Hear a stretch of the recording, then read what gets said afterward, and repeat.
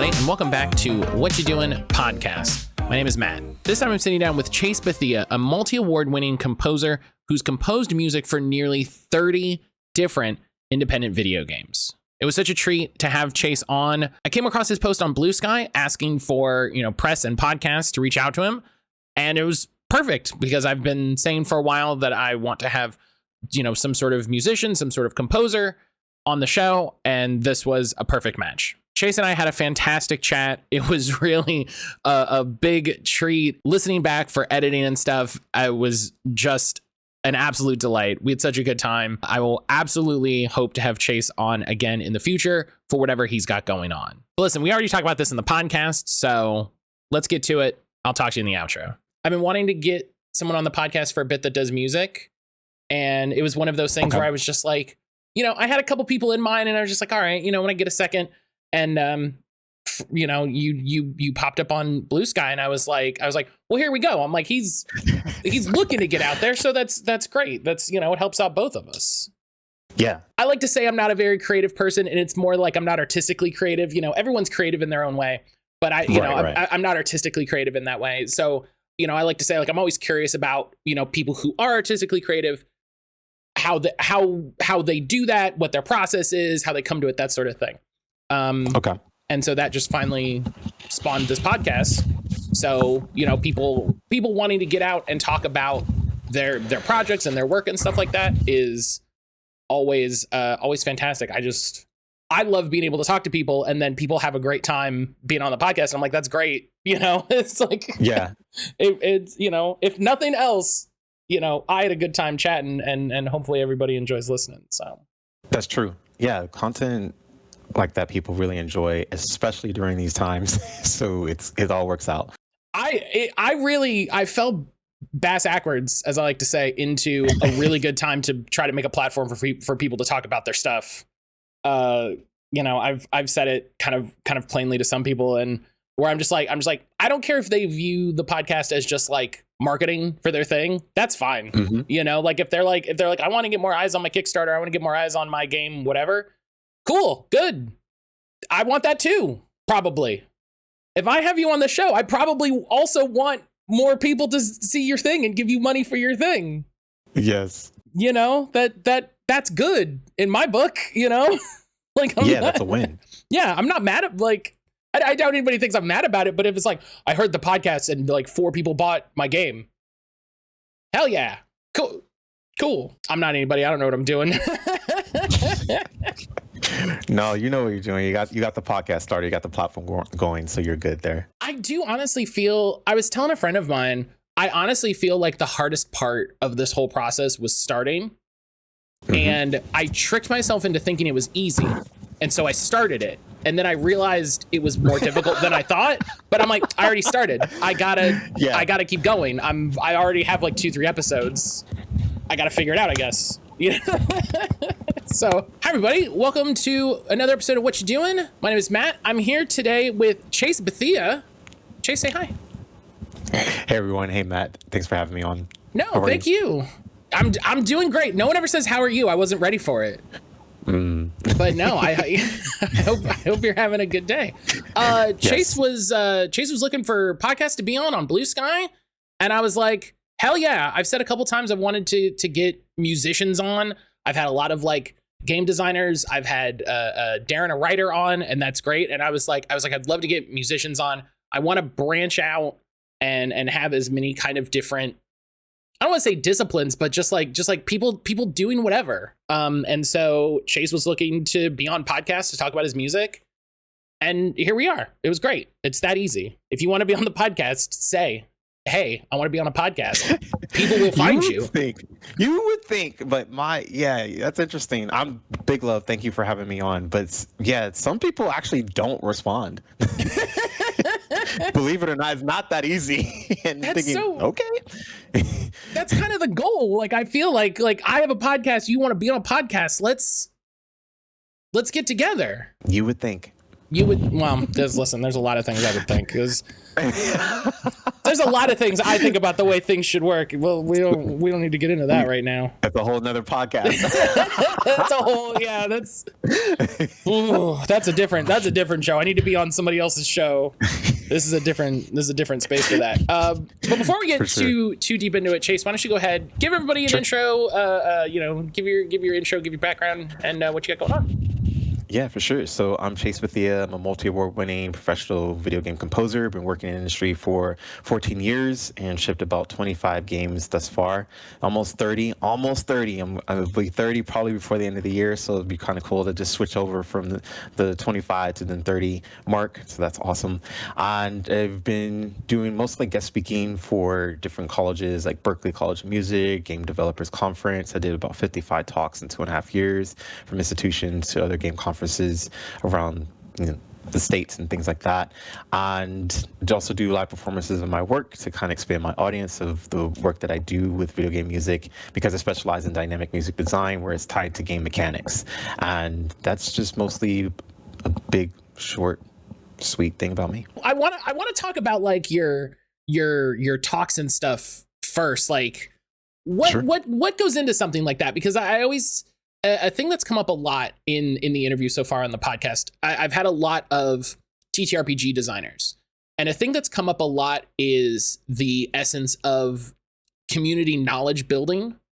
Sure. And so like hearing that you give talks at GDC and stuff like that is really interesting. So like what generally goes into those talks? What sort of what's your focus on those sorts of things? Yeah, so the first talks that I was giving about was mostly how I did dynamic music design for a game called Quest Like Pocket, and the approach in terms of it not just having to be a sound palette, because I'm really big on sonic identity, whereas if one of our strongest senses is our hearing, as long as we protect it, because if some danger is happening, we'll mostly hear it first before we see it.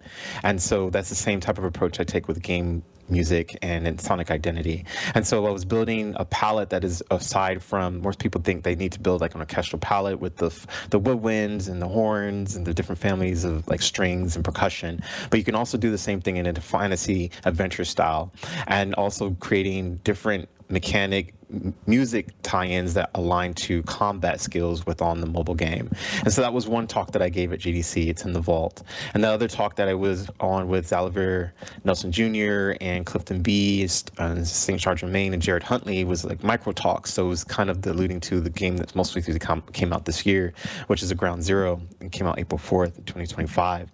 But how it was kind of utilizing the tools of music design to kind of align to the mechanics with the tools within the game. Something that's mostly, I believe, is unprecedented in the survival colony sim genre, and didn't realize I was innovating before I was innovating. I was just doing it because I was thinking it would be cool to do, and then realized, oh, okay, I'm onto something really different and unique here. So that was another talk that I did.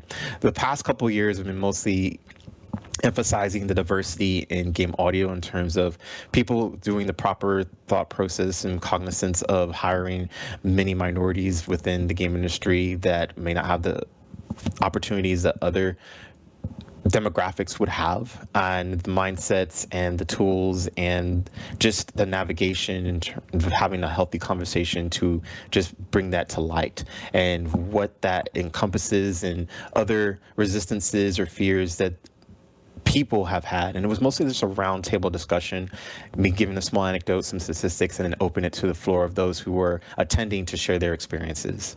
I've been really digging on that sort of collective knowledge share. Sounds like too corporate, too businessy. Just people talking about their experiences, talking about their history within specific career paths and stuff like that, and just sort of connecting in that way. I think it's such a powerful thing, especially like you said, when you're talking about fostering diversity in specific paths, specific careers. Just having people come together and share their experiences and talk to each other and meet each other is an incredibly powerful tool. So yeah, I wish I could go see that GDC talk. The dang GDC. It's GDC time for, depending on when people are listening to this, And so there's a couple GDC talks that I'm like, I definitely want to watch these. And then I've seen a couple that are like, oh, this is in the vault. And I'm like, all right, well, I don't have $3,000, so I hope it was a good one. Dang, it's $3,000 now. They're WildStar. It's a lot. It's the last time I looked, it was an amount of money that I just went, okay, and closed the tab. I was just like, yep, okay, it's what that is. Be waiting for a YouTube drop. Yeah, I'll keep it. Do you like a newsletter, or you got like a 2-week, like free, like an intro? No, okay, that's fine. There's some things in the vault though. I just want to kind of put out there that are not behind a paywall. So even if you go on the tab and you look specifically, like I think what mine is my talk that I was speaking about for not the roundtables. They're never recorded. The roundtables aren't. But mine specifically, I think it may be kind of one of those. Hey, check it out. Kind of get a feel for it. The try before you buy type of thing. So that's cool. There are some free things. I always think of like in the vault as behind the paywall, but that's true. There's right. More than a couple things every year that they put out. Trust me, I've sourced through, so that's how I know. You're like, I'm on there. I'm looking at it. I'm digging through. Yep. So you mentioned I guess the newest game you worked on, a Grounded Zero. I did see there's a new game on your Bandcamp that wasn't there the last time I looked. So I don't know if that's you did a sneaky little update last time I looked. So that's a spin-off to a previous game that you worked on. Yes. And so I'm curious how, which happens to be the 5th year anniversary today. Oh wow, that's cool. I always like when smaller games like that, the companies are able to like celebrate their anniversary like that, where it's just like yeah, we've been making games and like it's been X years. It's fun when indie studios are able to have that kind of longevity. It's usually me who's kind of celebrating it though. I have it on my calendar. I don't know if the developers are going to post about it, but I'm aware of it. I'm part of it. I'm going to put it. You email the devs. You're like, oh, congrats on 5 years, and they're like, what? I didn't email at all. I just know what the time is. I know what it is. No, that's funny. There was actually something that's cool that's supposed to come out today, but I don't know. That obviously it's not out, so I can't say. It's not that I won't say. It's just that by saying more than I already have, I can't say. The fun of NDAs and agreements and things where it's just like, I can't say. Well, what can't you say? I can't say. I'm under Chase DA. I'm not under anything else. I'm really trying to reserve myself. No, I love. Yeah. Well, we'll switch gears. Yeah, put it there. But yeah, sorry. This is a roundabout way to say. I'm just having fun. I'm just saying. No, I'm you're just being good. Conspicuous. I love that sort of tease where it's like, well, listen, I can't. We'll talk. Maybe later. Listen, we'll leave them wanting. We'll leave them wanting more. We'll have you back on. Yeah. We'll talk about your 30th game. We'll see how it goes. That's in summer. That's that sneak thing that we did. You're like, wait, was it there before? I was like, I might have did drop it. Yeah. So yeah, you're paying attention, man. I love it. But so I found it really interesting, and this is one of the main things I kind of wanted to talk about. So you did music for a Ground, and you did music for a Ground Zero, which isn't really a sequel. It's kind of it's a survival game in the same way, but is more space focused, more tech focused. How did you find the experience of, or was it even really like revisiting the soundscape? Were you like, oh, I need to like have callbacks, I need to have similar themes, or were you like, this has to be completely different, I have to throw everything out? Well, actually, a Ground Zero is the spinoff of a Ground. The only difference is that it's 3D versus 2D. So there is, you can go to space. You still have magic stuff. It's still all in line with a Ground. Oh. It's all tied in. Yeah, it's all. You don't have to play one over the other. It's just a preference of.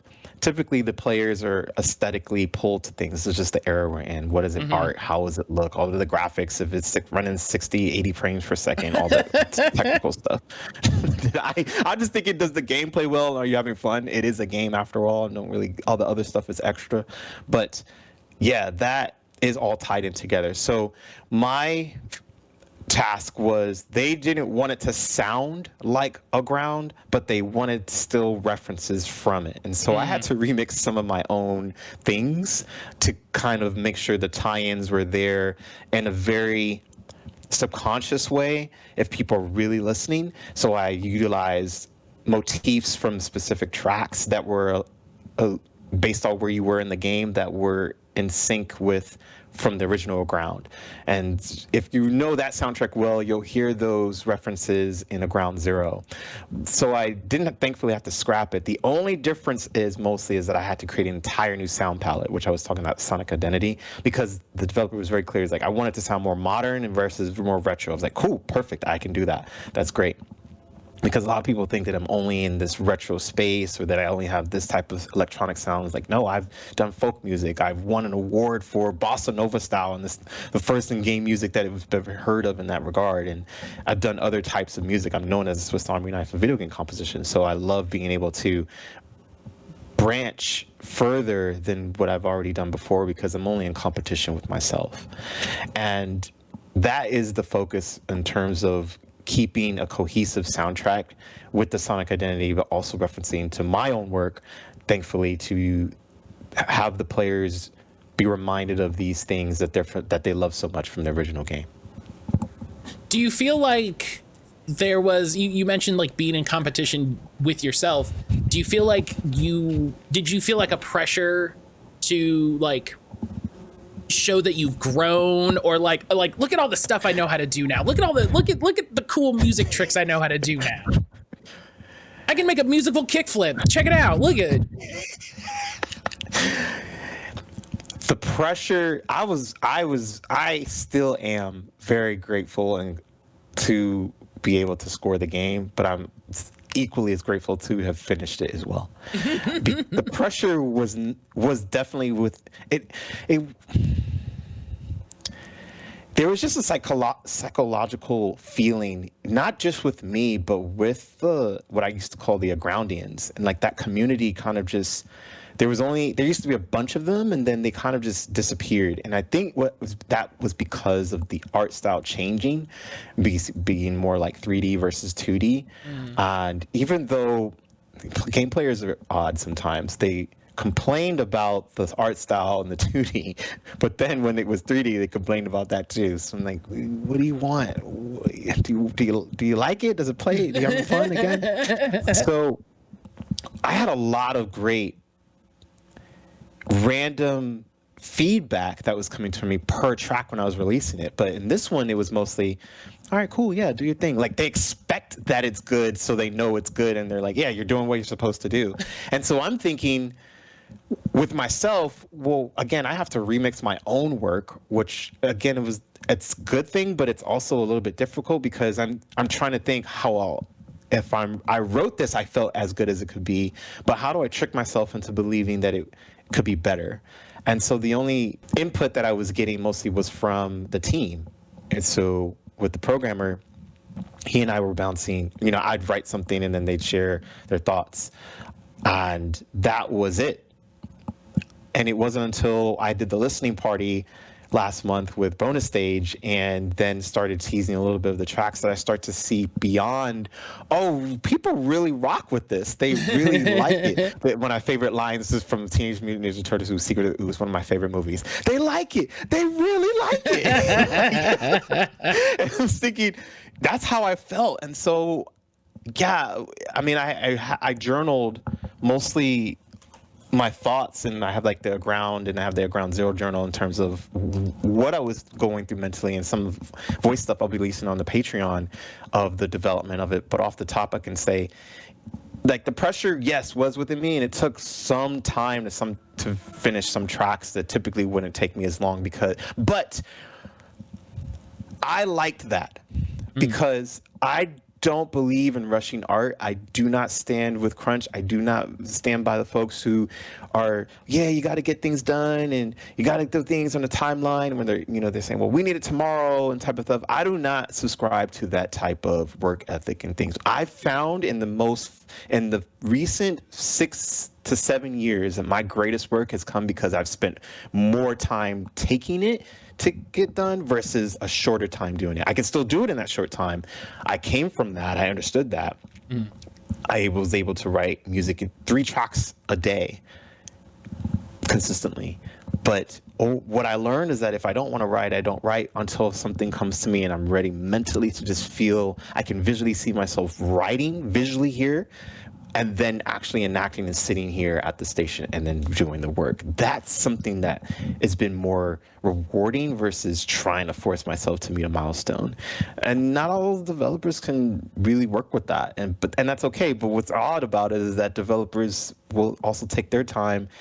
Other teams will take their time to expand and elongate certain projects because of things just not working or new ideas. And so I think that music should have the same respect of that, because it's over 50% of the experience that the players are going to have, especially when I do it in dynamic music form where you can't turn the music off or you're going to forget, it's going to miss a key for something that you're doing in the game mechanically overall to further progress in the game.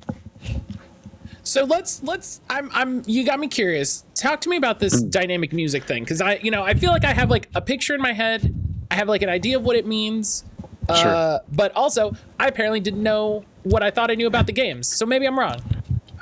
So I'll give the small example with what you probably may be familiar with, and then the things that I typically do in my style of writing dynamic music. A small history, and then what I do. You've played Sonic 2 before? Yeah, a little bit. Okay. When Sonic is running out of time, the music kind of speeds up a little bit. And it does that on its own or other things. That's an interactive, adaptive type of approach for dynamic music. It's all kind of those 3 words, but there are specific definitions. That one in this case is adaptive music because it's adapting to the environment of what the player is doing. If you're not meeting that time limit, the music is going to change and then go forward from there. That as far as Sega Genesis, so they were brilliant enough to kind of be doing it back then, and there's some other examples, but the most modern example I can think of is if anyone's played Batman Arkham City, that there's a lower layer of music, whereas there's not that much things happening. And then when the combat begins,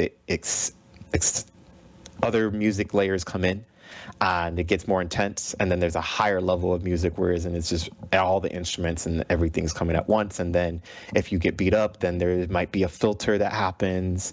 And then once you are done with all the combat, then the music kind of does a small stinger and then goes back to whatever world music that it is. And that is the dynamic music that I'm speaking of mostly in that regard.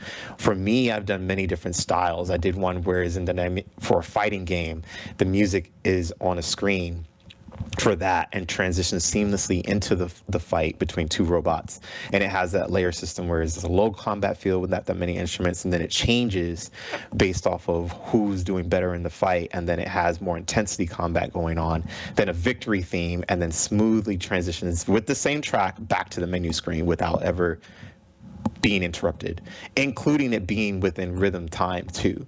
There's other examples, whereas, and I did it with the game Starting a School for Witches, which will come out eventually, hopefully this year, that they have this fighting game system, whereas in the RPG for school witches and they're clearing the forest. And I wrote it in a string quartet form, whereas there's horns in the beginning and the cello and the viola, the violin, and the first and second violin, they are based on elements, so fire, water, ice, and air, and earth and air, excuse me.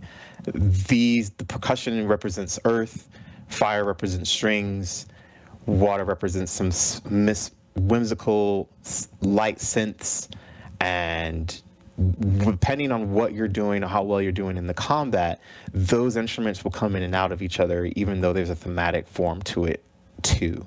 So that's kind of the dynamic music design I'm thinking. And with the ground zero, what I did was within the UI that happens, the UI that's on the screen, for the tools that you're using to mine or build, the music's going to change based on what items you choose. Then the music will change based off of combat. Then it will change based off of progress you're happening within the game that the task is. Then it will change based off the environment. So if you're in the subway, or if you're in communications, or if you're in space. And all those things are tied together based off of where you are and what you're doing. That sounds incredibly complicated. How do you even write something like that? Because it sounds mind-boggling. It's like you have to. It sounds like you're designing like 5 to 6 things that are happening simultaneously, and then shifting between them. Yeah. And, you know, probably some of that is done once it's all put into the game and all of that, but it still has to exist, right? Yeah. The base of it is understanding games. And I've been playing games since people play instruments. I started like 6 years old, 5 years old. So because I played so many games in my life, I understand game design and I understand mechanics at its form for what it is. It's art form, it's design form. And my mind is able to kind of reverse engineer what those things would be. So by the time I'm writing music, I understand music. So I'm able to mostly now conflate and glue these systems and things together once I'm working with the development team, which is why I always say, please see me as part of the team, because I'm not just a composer. At least for me, I can speak for myself. And we'll just go back to the items changing. It was just a cool idea. I thought, said, well, what if, and that's what programmer languages are, that the music would change based off of just changing the item. These players are going to be in this game for hours. There's another game that's like that where it's one of the most popular in the world. I don't want to give them any more shine than they already have, but we know what that game is. And so it's similar to that. But those are just loops. And that's good, but I'm thinking I could take a step further and then just, if I could pull this off even without the middleware, and I would have definitely used middleware if they had it working with the custom engines that we kind of utilized. But it was just mostly understanding this item changes, this music changes. That's the base level. The complicated part comes, I guess, with mostly like trying to code, but I actually got over with knowing how to do HTML in high school, and so that happens to be the code that we were working with, and it's just a slightly more advanced. So just working with the programmer, telling my idea, and then I'm writing and designing it in music form. It's called a through compose form. So I have A sections, B sections, C sections. And so it's a horizontal and a vertical form. And I'm just writing all the musical ideas, and then I'm trying to just sculpt what works together, what feels good, and then what I understand what the game will be asking for and what it would be. And after that, once I get that down and I implement it and it feels good and it's seamless and it makes sense, then I just build from there. The hard part, like I said, is really feeling what the game is asking for musically, so that I can project how many hours I think I would spend down there. So I can't take the time to play the game for that many hours and then come back and do it. I have to kind of fast track that in my mind space. And the only way to have done that, like I said, is building a solid sound palette and sonic identity. What does that process look like, right? So we talked about how, you like to take your time with composing, make sure you're feeling it. Once you're feeling it, once you're like, I got it, I know what I want this to be, let's go. What does that look like? Like, tell me about this. This is the creative process you're asking me about, right? Yeah. Like, because, okay. And again, this is the thing where I'm just like, I hope people like listening to the podcast, because I'm just like, all right, you turn on your computer, what happens? Like, tell me about, like, what do you do? I want to know the process. Okay. I wrote this down because I got this question a lot and I had to sit and think. I said, I'm going to get this question more, so I'm going to write the steps. So I hope you don't mind that I'm going to read this, because this is perfect. Exactly what it is.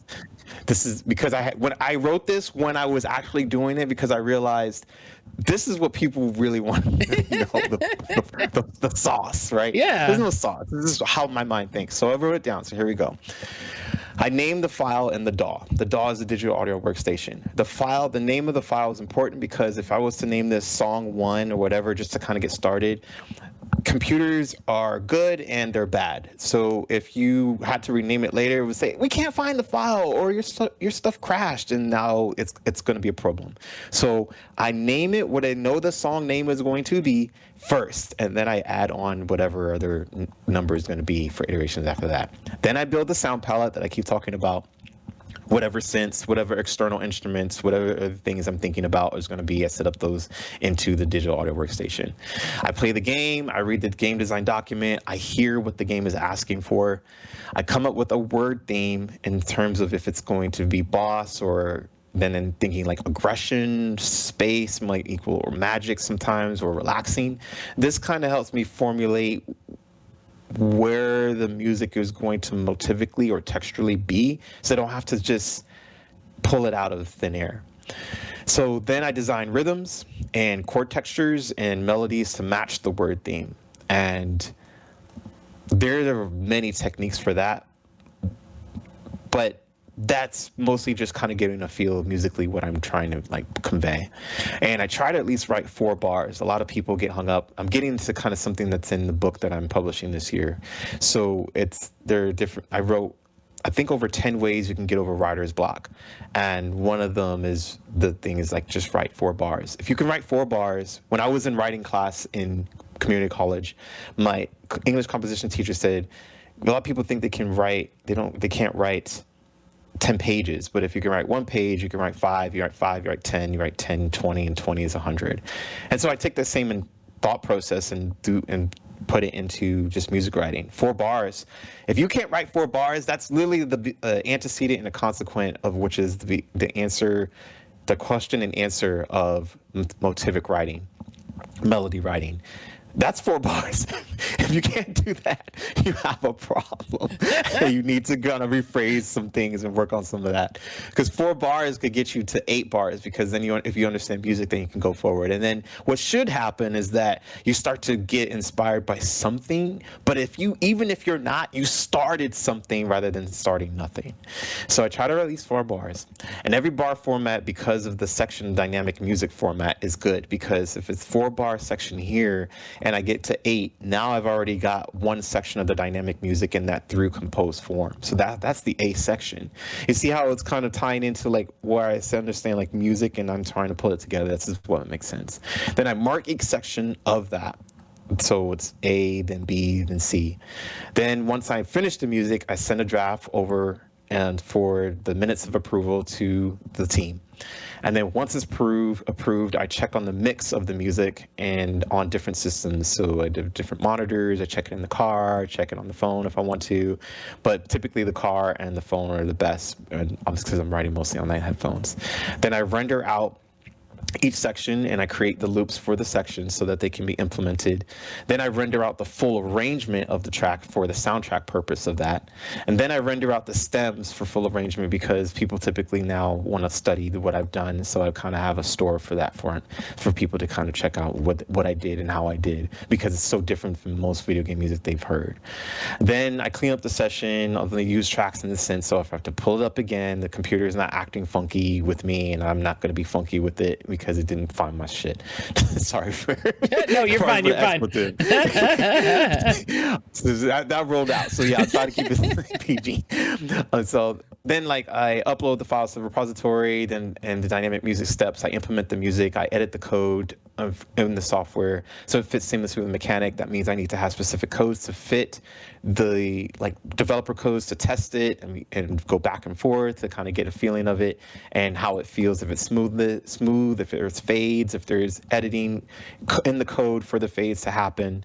And then I update it on the audio asset list sheet, which is what all the music that's needed for the game. It encompasses the BPM, the key, the tempo, and the length.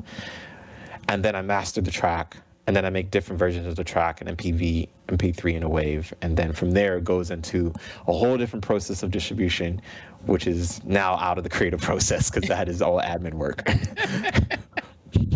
I know it was your first step, but I just absolutely appreciate it. As somebody with a big IT background, I love computers are good and computers are bad. So here's how I do. And I'm just like, yes, actually, perfect. Yes. I love, me too. Because I do the same thing. Like when I'm editing, I do the same. If I'm just like new episode, I'm like, no, I'm never going to remember what this is. And then when I go to look at it, I'm going to go, the hell was this? What was I doing? What is supposed to, and it's very funny. It's like, music is the exact same way.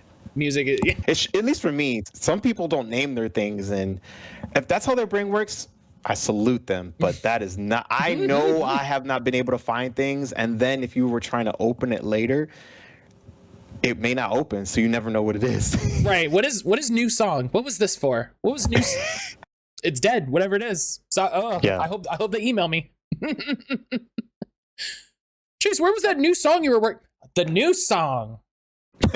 That's what it was. Which new song? That's great. Yeah, God, I love and this is why I love hearing about people's processes. Like, I love that you're like you're looking at the game, you're like learning about it, like not even just I'm looking at gameplay, whatever, like you're reading the design docs, like you're reading like descriptions and stuff. You're trying to get a feel for it. You're literally just like deciding the vibes. And then you're like, okay, here are the vibes. And then you're thinking about it. And then just like, this is why I said at the top, like, I'm not an artistic creative person.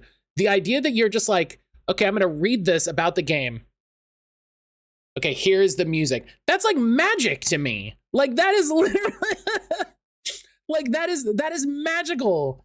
Like, my brain does not work like that. And it's so incredible to just the idea that you were like, okay, it's like a survival game and you're going to be digging, you're going to be mining, and you can eventually get a spaceship. And you're like, okay, here you go. There's your music. And I know it's not as simple as that. I don't mean to make it sound like that, No, but it's wild. It's so, I have such incredible respect for it that it's like, there was no music and you dig rocks and dirt and stuff. Here you go. Here's your dirt rock. Here's your dirt rock music. Enjoy that, my friend. Oh gosh, it's so cool. Thank you. I hope you don't think I'm blowing smoke up your ass, because it's honestly, it's so incredible. No, I've heard that from there's a close person in my life before, and then when my dad was in my listening party last month, he was saying the same thing, and then I was hearing from other people, like one of my bosses joined in and other things, and people really think, that it's that I am coming up with magic. And it's come to a point where I wrote a jingle for my dad's radio show that he has on Sundays, Smooth Jazz Radio Show. He wanted me to write this jingle, and I wrote it, and then I hired the singer, and I sent it to him. And my stepmother is saying, like, you did that? And I almost said no, because I didn't think that I wrote it when I heard it. I'm thinking, like, wait, yeah, I did play bass on that. I did play guitar on that. And I don't have a background in guitar lessons. I don't have a background in bass lessons. I just have a background in alto saxophone and piano. And so between alto sax and piano, that's all I know how to do. But I created this jingle, and I hired the singer and put it all together. And so, yeah, I almost said no. So I think I'm at the point where I start to believe that I'm a wizard, Harry. You just wake up one day and you're like, and there's just a whole CD of music, and you're like, okay, now hang on. Where did this come from? Yeah, I was honored last year for Black History Month in the UK, and I went for celebration of me. I was like, I'm going to listen to everything I've written the past 14 years, including stuff that's been unreleased. And I was kind of tripping out myself, I think, because I haven't listened to it in a while, thinking, wait, I wrote that? Or when I hear my work on like a video game radio show and other game music, from Command and Conquer to Undertale to Secret of Mana's playing, and then I hear a ground come on, I'm thinking, oh yeah, wait, is that? Or I hear reality, I'm thinking, that sounds oh, that's me. Who did that? You're like, wait, it was me. Yeah, I'm the one. I think I'm having a slight out of body conscious experience sometimes with it. So yeah, I don't feel like you're blowing smoke. I think that, I guess I'm kind of going to that space too, in a way, because I don't really know what I'm doing either. I love that. I find it like really endearing when like even creative people even the people who create all of these things are like, yeah, I don't know how I do it either. Like I sit down and I write, or I sit down and I compose, or I sit down and whatever, and then it's there, and it's okay. It's so incredible. I really do. I like you mentioned in the process, like listening back in your monitors, listening back in the car, listening back on your phone. I just really like the idea of you of you're like, all right, and then you just got like a CD and you got to go out in the car and just like, no, this sounds bad in the car. No, no. And like you have to go back inside and like adjust it. It makes a lot of sense, but it's a very funny visual image to me. That's the CD. Thankfully, days are long gone. I do not miss those. But yeah, I'm still doing that. And if I have that, I just have to make some quick notes. Thankfully, they're not a lot anymore, which means my mixing has gotten better. My ears have gotten better too. So yeah, that is exactly the process. And now we'll have to come back. Typically, I do it when I know I'm going to be hours away from something. So I don't do it while I'm in the creative mode because it's the senses need a break as well, and so does your mind. So then I'm switching my modes as we're about to right now, and I'm taking a break, and then I'll come back to it the next day to make those notes. Because I know it will really bother me, and I'm like, I gotta fix this the next day. But my ears will be fresh, my mind will be fresh because I rested and actually slept, and then I'm ready to just do it and then knock it out, and I love it even more. And so that process has been really cool too. I love how much focus it is clear that you put on pacing yourself and giving yourself like rest and care. I think it is so easy for people to get so caught up in wanting to get a thing done and not in a negative way that they want to be done with it. Like it's like, oh, I want to be done. But I think it's so easy for people to be like, well, if I just work on it, it'll be done. When actually like it feels like half of the trick, half of the secret is work on it when it feels right to work on it, you know? And like, you know, I feel like you said at the top, like you can't force it, you know? Like if you're up in the morning and you're like, how do I feel about it? No, can't do it. And I respect how much emphasis it's clear that you put on that. Thank you. And that comes with experience. There's, like I said, there's times I've done the gotta get this done. I'm on a deadline. I have to reach this milestone. And I did my time with that years and things. And I think it came to just more mental maturity that I got to, whereas I understand what is healthy for me, what is not stressing me out, and what can I work with and do that is going to create something better versus something that I was kind of forced to do. And I remember sitting down at the workstation and telling myself, okay, write 4 bars, but I'm mentally not feeling it. And so I'll try, and I might have written 4 bars. Maybe I got 2, but because it just wasn't happening. Sometimes getting, like I was saying earlier, like we got to rephrase, you know, what that is. But I've never seen anything that I haven't experienced myself. And so I'll just take the headphones off and I'll shut it down. And it has happened not many times, but those are the times I know, okay, this is something I learned about myself. I can't, as much as I probably need to do something, I can't do it today, but I'm going to have to try again tomorrow because I know if I need to kind of at least get that. One thing about me is I'm not a procrastinator, I'm a proactivator. So I'm definitely going to hit those milestones and deadlines, but I understand game development cycles. So that's the other experience that comes with that, at least for me to have that. Whereas I've not mostly ever missed a milestone. I might have get extended for some things, but I haven't. If I got the extension, I've hit those extensions, but I've never not missed a deadline, especially hard ones. What has your experience been working with game development? Like it seems like, I don't want to say I don't want to accidentally phrase this in a weird way and say something I don't mean to. Because I get the feeling that a lot of your work has been what people would consider contract stuff, right? Like you know, teams reach out to you and, you know, contract you for such amount of music. What has your experience been with that? Because I think even with working inside a team, delays happen, it goes how it goes. But with that extra separation, like, have you felt frustrated by it? Have you felt sort of free in the sense that like you're not dealing with all of that bureaucracy, you just have your, you have your assignment, you have your deadlines, and you can work how you want to work? I allude to this in the book, but here I'll mention there have been frustrating times. What I really miss is when I was starting out that I could go into the space and there'd be someone working on over there, someone working on program over here, and then we all go to lunch together, or we kind of powwow, play some Nerf gun stuff a little bit, and then we're still working and getting our things taken care of. Those days are very long gone. It's very remote, and that's cool, which it's a mentality thing, though, with what I've learned about, it's not about the game you're working on, it's about the people you work with that are working on the game. And if their mentality isn't about value and understanding,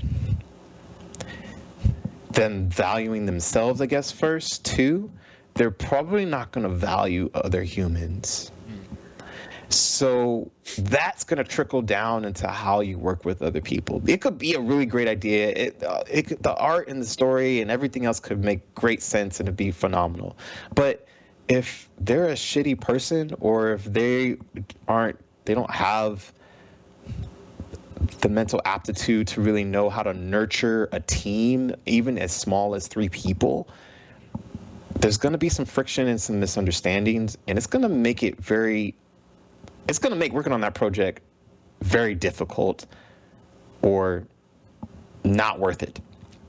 I've walked away from some projects at a certain point in the past 5 years because I've awakened to know, oh yeah, no, I'm not going to do this anymore. I can tell you don't know what you want. We've gone through this. I've done this down. Oh, you're trying to expand past this. Oh, you're crossing the line with communication for this over here.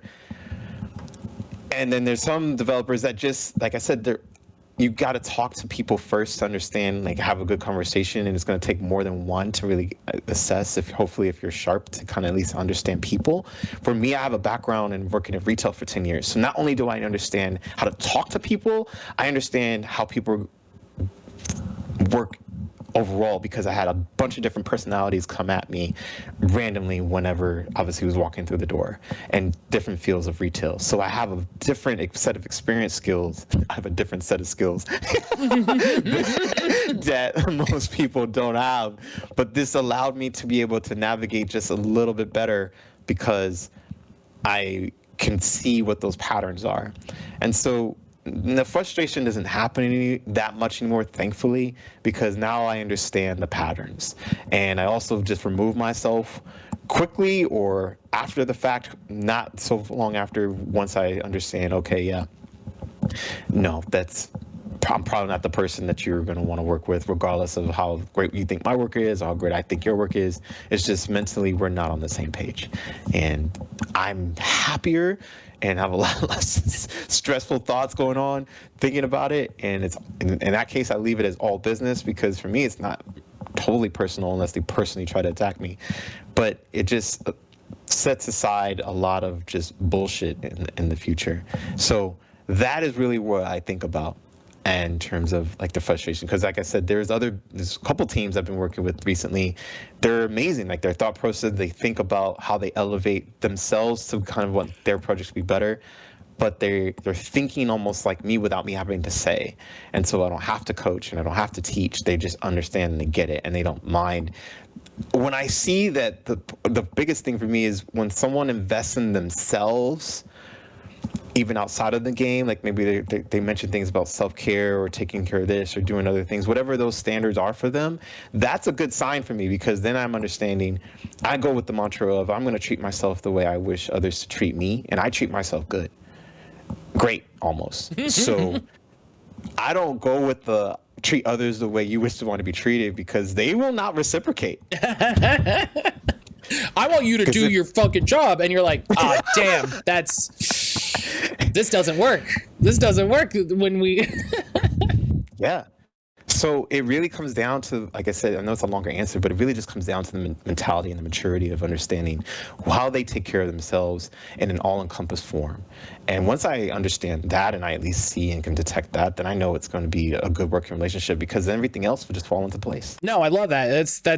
That's great. You know, you mentioned, you sort of alluded to something being delayed, and like that has to be frustrating. Obviously, you know, something that you worked as a part of, something that you put a lot of time and effort into, and I feel like that has to be more frustrating as someone, you know, quote unquote on the outside, where you're just like, I don't know. It's coming. I'll know when everybody else knows. Yeah, because like you said, everyone came together to make something happen and they all want to see their work out there so that they can possibly utilize it for the way the field works is that once this great piece of art is out, it can help you get other work. And the perception of that is a very strong magnet. It could, some of them do okay, and some of them do well, and some of them do great, and some of them do exceptional. And we know what those titles are, especially from the mostly independent scene, right? The AAAs, they got the money, so they're just gonna slap it over with you with all their money and their blanket stuff, and they got it. They got it like that. They just got it like that. I'm just gonna keep it conspicuous. And so, but the smaller teams, when that stuff is released, if it pops, that's something that will help someone else's life that can be accentuated. In the book, I talk about, I think it's called level skips.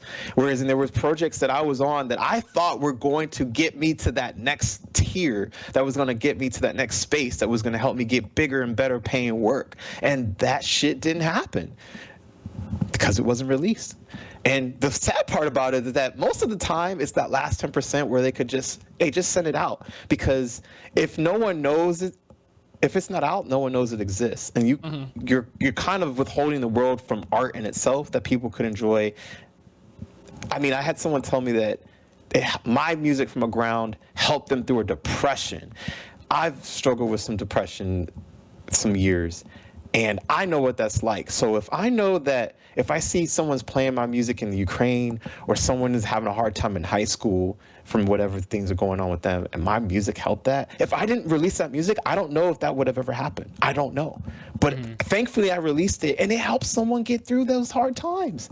That's what it's about, I think, in terms of enlightening the world with things that came from you to help others be better in whatever that capacity would be. You mentioned games coming out and kind of being good or great or exceptional or even unexpected hits.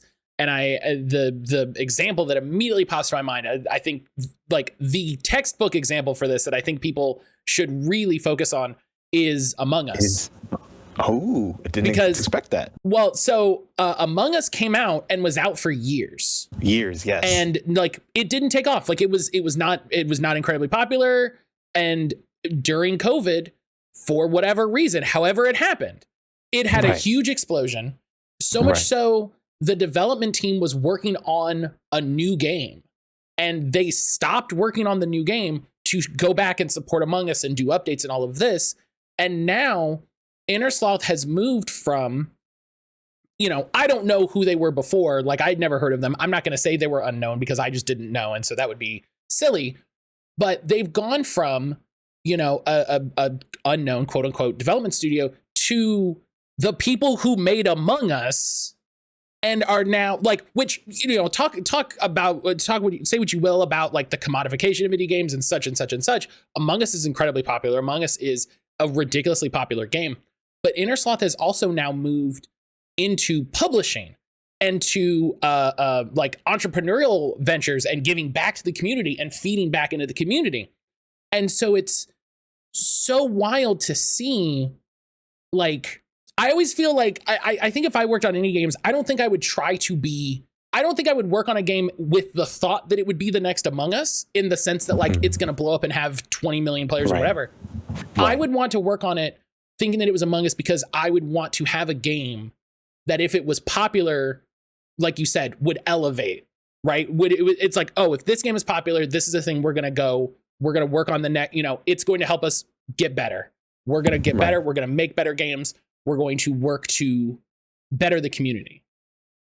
And what was your example? I feel like you were ready to say something, and then I had a curveball. I thought we were going to say Undertale because of the massive, or Celeste, like the massive amount that had typically people really gravitated to in terms of Celeste, coming from the story of dealing with, the mental breaks that they have, and that regard, and then Undertale with the storyline that has too, but then also like the music that also is tied to together. But what I love more about the Innersloth thing is that it's kind of like the super acrobatic rocket power battle cars, or also known as Rocket League. So it used to be that old title. It used to be that old title when it was released and no one cared, and then they changed Rocket League and then it blew up. But like what I love about the Innersloth for the Among Us thing, like you said, is that it became a publisher, and yes, they are giving back to the community because they created a fund to help others get their work out, which is what the state of the field of the industry is in right now. And they're thinking like, we're successful. We're not only going to publish the games, we're going to create a fund to help specific other teams help get their work out too, because they know what it was like. And that is how you build, I think, proper community for something, where you're going up and you're lifting in things. If you're not doing it on the way up, like kind of like what I was doing, you're like, while I'm building, I'm also giving back. You can also build, create, and then turn around and give back in that way too. And so I love your example way more than what I thought you were going to say. No, you had good examples. I keep saying I need to go back. I mean, I need to play Celeste. I love Celeste for a lot of different reasons. One of the biggest ones for me is a game that is known for being difficult and is known for being kind of demanding of the player, but also is very good and intentional with their accessibility and difficulty settings. Right. So I definitely need to go back and play Celeste. And I also really need to play Undertale not on stream. This is a story I've told a couple times. Me streaming Undertale, this was a few years ago, was the single worst experience I've ever had streaming a game. Because for whatever reason, Undertale fans are rabid weirdos. People showed up immediately out of nowhere. People who had never been in my stream before, had never been since, to like spoil the game for me, like spoil the ending, spoil plot points, to, like tell me what to do. It is the single worst experience I've had with any game, and it's so weird. And I'm just like, I don't want to. I played the game, I enjoyed it well enough, but I'm like, I'm gonna play it again on my own time. I'm gonna let myself experience it, regularly, where I don't have to worry about nonsense and all of this. Right. Yeah, I've told a couple of streamers that, and they've been like, yeah, it's weird. People are really weird about it, and I'm like, yeah, I don't know what it is. People have a lot of feelings about it, and that's they do have a lot of feelings. It pulls a lot of feelings, I heard about it. So yeah, don't do that again. Yeah, you should, take that time for yourself and play that too. And I think it'll be a little bit more intimate and proper. And that way you don't have folks, being jerks. Yeah, it's weird. It stands out because so on the scale of bad time streaming, it's like everything is like kind of, and then Undertale is just way so weirdly high. We're finally going to shift gears after whatever long ago I said we were going to shift gears. Well, sometimes I'm like, let's shift gears. Actually, I had more questions. Let's keep here actually, because I have more questions. But so you mentioned you've been playing games almost as long as you've been playing music, and we're gonna talk about your history with music. First, I want to know about your history with video games. Like, what's like the first video game you remember playing? Dragonfire on the Intellivision. I've never heard of this. It is a very video game name, but it's fun. Yeah, it's cool. So the story is that my grandmother had in the spare bedroom, she had a box underneath this bed. Now, I'm probably in about second or third grade. And so I pull out this box and I look at the back of this box and I think to myself, okay, this is interesting. And I see all these little pictures. They're colors, but they're pictures. So I go to my grandmother and I say, Grandma, what is this? And she says, oh, it must be a fax machine. She's from Barbados, so I have this Bayesian accent and things like that. So it must be a fax machine or something. I was like, okay. So I go back to the box and look at the front. And it has a controller and it has these numbers on them, 1 through 9. I'm thinking, oh, okay. But this is the 90s. So I'm thinking, I've seen fax machines before, but maybe this is an old fax machine. But I still go back to the back of the box and I see these little pictures. And then I think, Well, I've never seen fax machines do color though. Like that's the key thing. So I opened it up, and by this time, I'm already hooking up stereo systems very well. My grandmother was asking me to do something that she would ask her brother to do, which would be my uncle. And so I hook it up, and I get it to work. And next thing I know, I'm playing Dragonfire on the television, and I'm having a good time. I love that. Yeah, that was my first game that I played. And then my cousin came up from Barbados, and he showed me Donkey Kong 94 on Game Boy. And then I begged my grandmother for a Game Boy, and then I got that. But then I headbutt the Game Boy on Airplane Stage 7 because it pissed me off, and I broke the Game Boy by headbutting it. I've never heard of someone doing that, but also I think that's a perfectly fair response. Bam! Like, yeah, and no, the screen is cracked, and I have to put this $80-$90 thing into the garbage. I'm watching in my room. I gotta put it because I don't know who could fix it at the time. I don't think nobody could fix it. Oh yeah.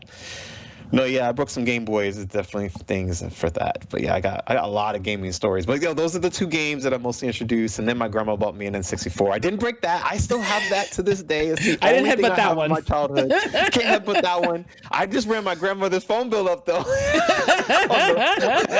Hey, how do you get through the water temple on Ocarina of Time? Oh my God, the water temple. Mario helpline got you. My grandma was like, "Why is my phone bill so high?" Sorry, Grandma. I just really wanted to get through it. I remember I called the Nintendo helpline too when I was a kid. But when I called, so I called and it was busy. And then the helpful like phone lady was like, "Hey, if you dial like *9 or whatever, we'll stay on the line, and then when they pick up, we'll call you back." And I was like, "Wait, what?" Yeah, it was something. I was like, oh, that's helpful. That's great. Let's do that. *9 or whatever it was. Hang up, and then an hour goes by, something like that, right? And I'm a child, so the phone rings. I don't think anything about me getting a phone call because I'm a child. My mom picks up the phone and she's like, "Hello, what? Matt, did you call the Nintendo helpline?" Me playing Zelda. "Oh yeah, I did actually." And then she's like, and like hands me the phone, and I'm like, "Yeah, how do I get through this part?" Okay, cool. How do the batteries on my Game Boy die really fast. What do I do? Okay. For the help. Okay, thanks. And I hand it back to my mom and I go back to playing. 2 weeks later, we get the phone bill, and that was like $7. Because this is back when they charged you whatever the service to like have somebody just wait on the line.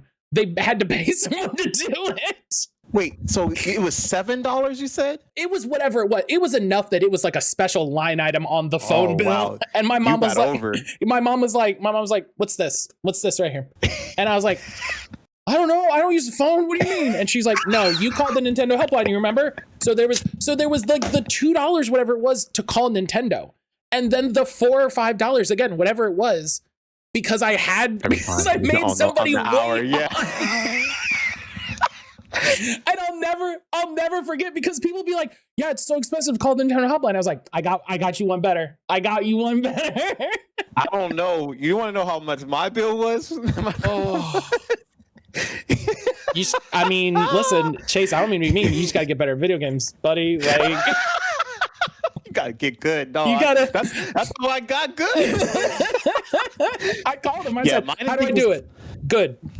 It was only. Think about it though. I only called for the water temple. That game is huge. I didn't call for the mirror temple. The water temple's nasty too. The mirror temple's worse. I saved in the middle of playing the water temple. I remember I spent like a whole weekend at my friend's house, but he was playing Ocarina of Time, right? My buddy Rolly, who had the N64 and the PlayStation. So I was over at his house all the time. I came home and I got my parents got me Legend of Zelda. like because I was at Rolly's house all the time, and so they bought me Legend of Zelda, and I was like, oh my god. And so I played a ton of it. I have like such a specific memory. I played it like all day, and then it was dinner time. So you're like, okay, you got to turn the game off. It's dinner time. I was in the middle of the water temple. I saved. I go back after dinner. For people who don't know Legend of Zelda, the main mechanic in the water temple is you're like raising and lowering the water level. So you're going through the different parts of the temple.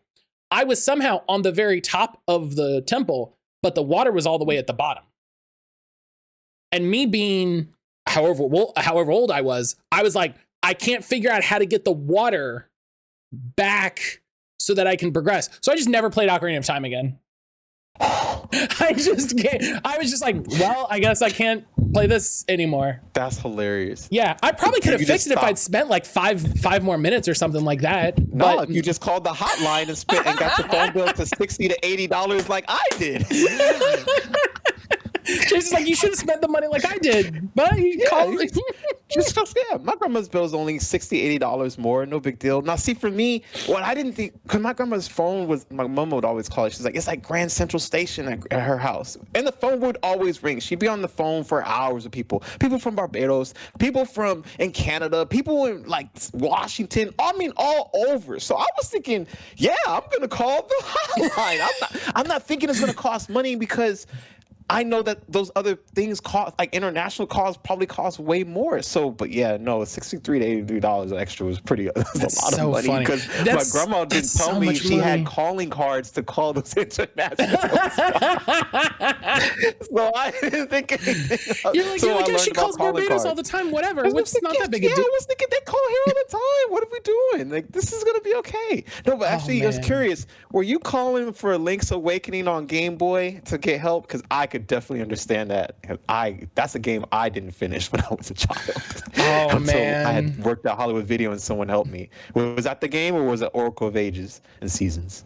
Oh, man. No, it was... I had a Game Boy. That's the funny thing. I remember having a Game Boy. I had Pokemon. I had all 3 Pokemon games. And then I never got another Game Boy. I didn't know another Game Boy existed until I was in like high school and I saw the Game Boy Advance. They just never, somehow, I never saw that there was anything past the Game Boy. You didn't see the Pocket? You didn't see the color? No, apparently, somehow. The Pocket was great. In the weird way, when I look back and I'm just like, I never remember like asking for a new Game Boy. Like I got a Game Boy and I was like, great. And then just at some point, you never asked for one. Okay, but yeah, we have 2 different paths. Yeah. If you already have it, then there's no reason to ask for, I guess, another. I'm sure the commercials, because those commercials were the best. But see, I broke all mine except the color one, so I had to ask. My grandma got me that one. I broke that. My dad got me the Pocket. I stepped on that. Empire Strikes Back is a very hard game. Empire Strikes Back is a very hard game. I tried not to step on it. I didn't accidentally step on it. I stepped on it. So headbutts and step-ons are my trajectory with Game Boys. But you know the funny story about this? I own almost all the Game Boys except for the Micro. So that's and they're all working. I love that.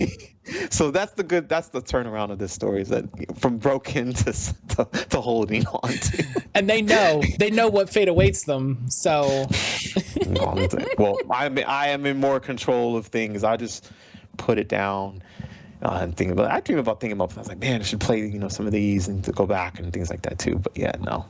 The fate of Game Boys. I played Link's Awakening not that long ago. It was a good time. You finished it too? Yeah, the Game Boy one, yeah. Yeah. It was I had to look stuff up because there was definitely parts where I was like, where do you want me to go? What is this? And it's like, go talk to this guy. And I'm like, I never would have done that. Okay. No, it's just some of the second dungeon puzzle I remember with the room with that like rabbit and other thing. I literally had to work at Hollywood Video. I had like a permit, was working at this time because it was too underage. And the person who was working there helped me. He was like, oh yeah, just do this. I was thinking, how does he know? But of course, he's way older than me, so he just could think that way. I was stumped. That's one I didn't call for. I should have called. But anyways, I didn't do it. But yeah, that was one I almost didn't finish, but then I ended up finishing it. I love it. That's so, God, I love hearing stories about like what's like headbutting your Game Boy because of Donkey Kong. That's great. That's so good. I'm shocked that you're the second person to laugh about it, because I'm thinking when it happened, it wasn't funny for me. I begged my grandmother for this thing and I broke it. I felt like ultimate shit. It's one of those times you're just headbutting. You're like, oh no. Yeah, it was that. Yeah, I was thinking, wait, I did that?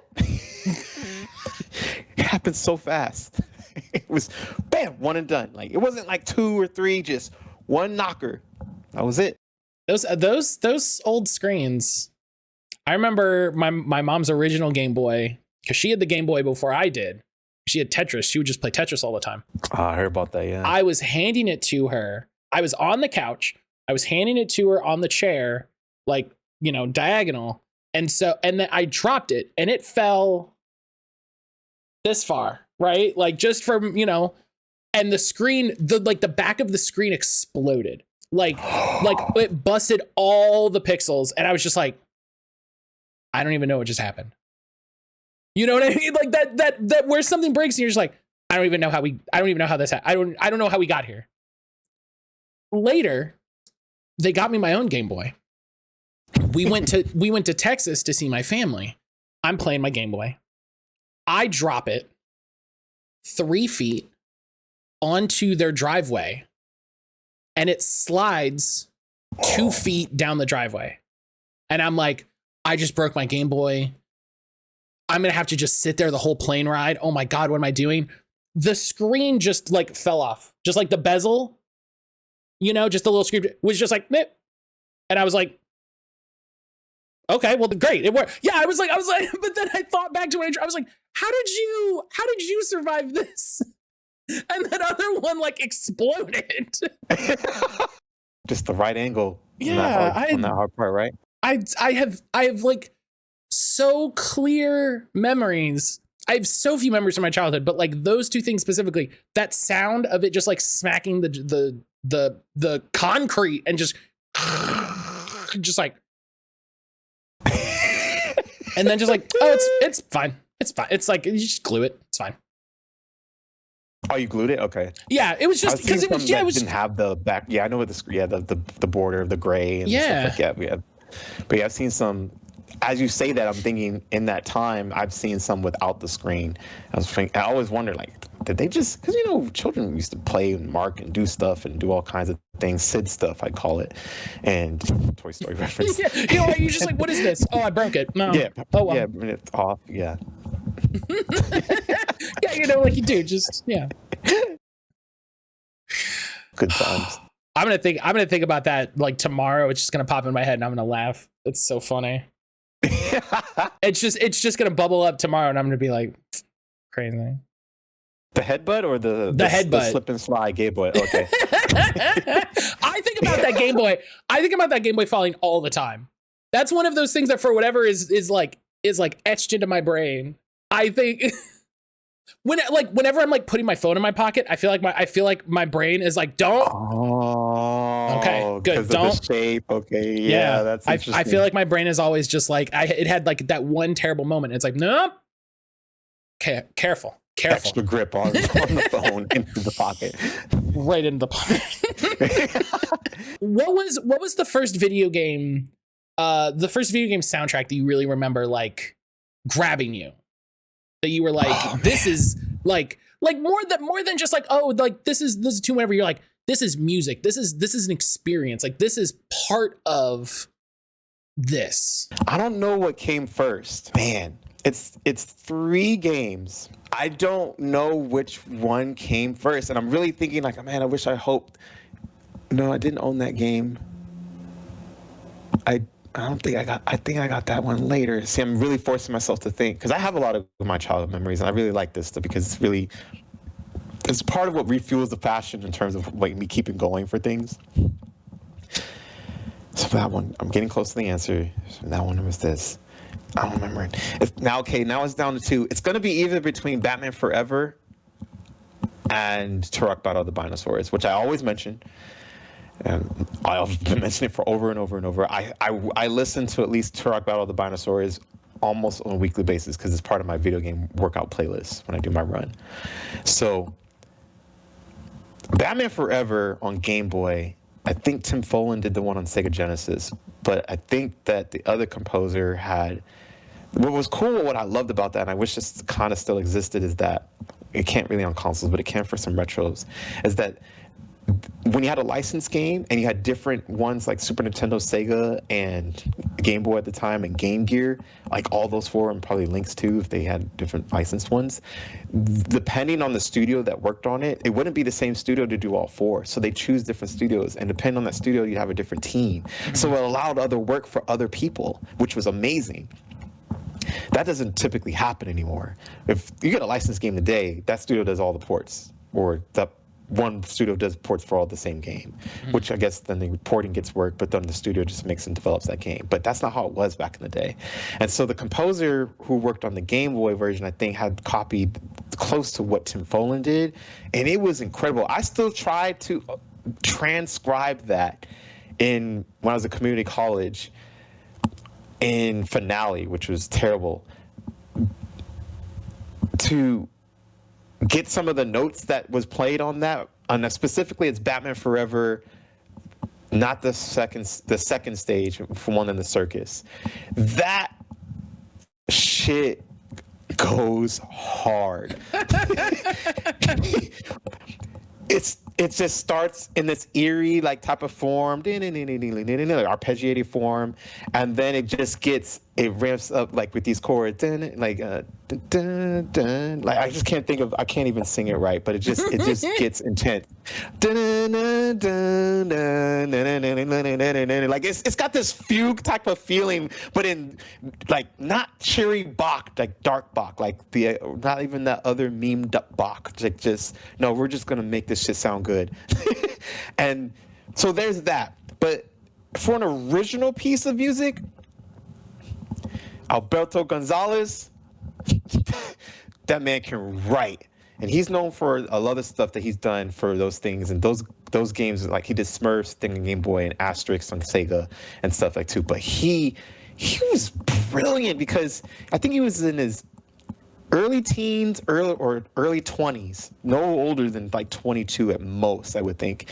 And his sonic ability to be able to create the stuff that he did, because he's posted about it on Twitter X, and he's even followed me and responded to me, and I'm honored because I'm thinking like, oh, I grew up with this. This is one of my favorite composers. It's just slick.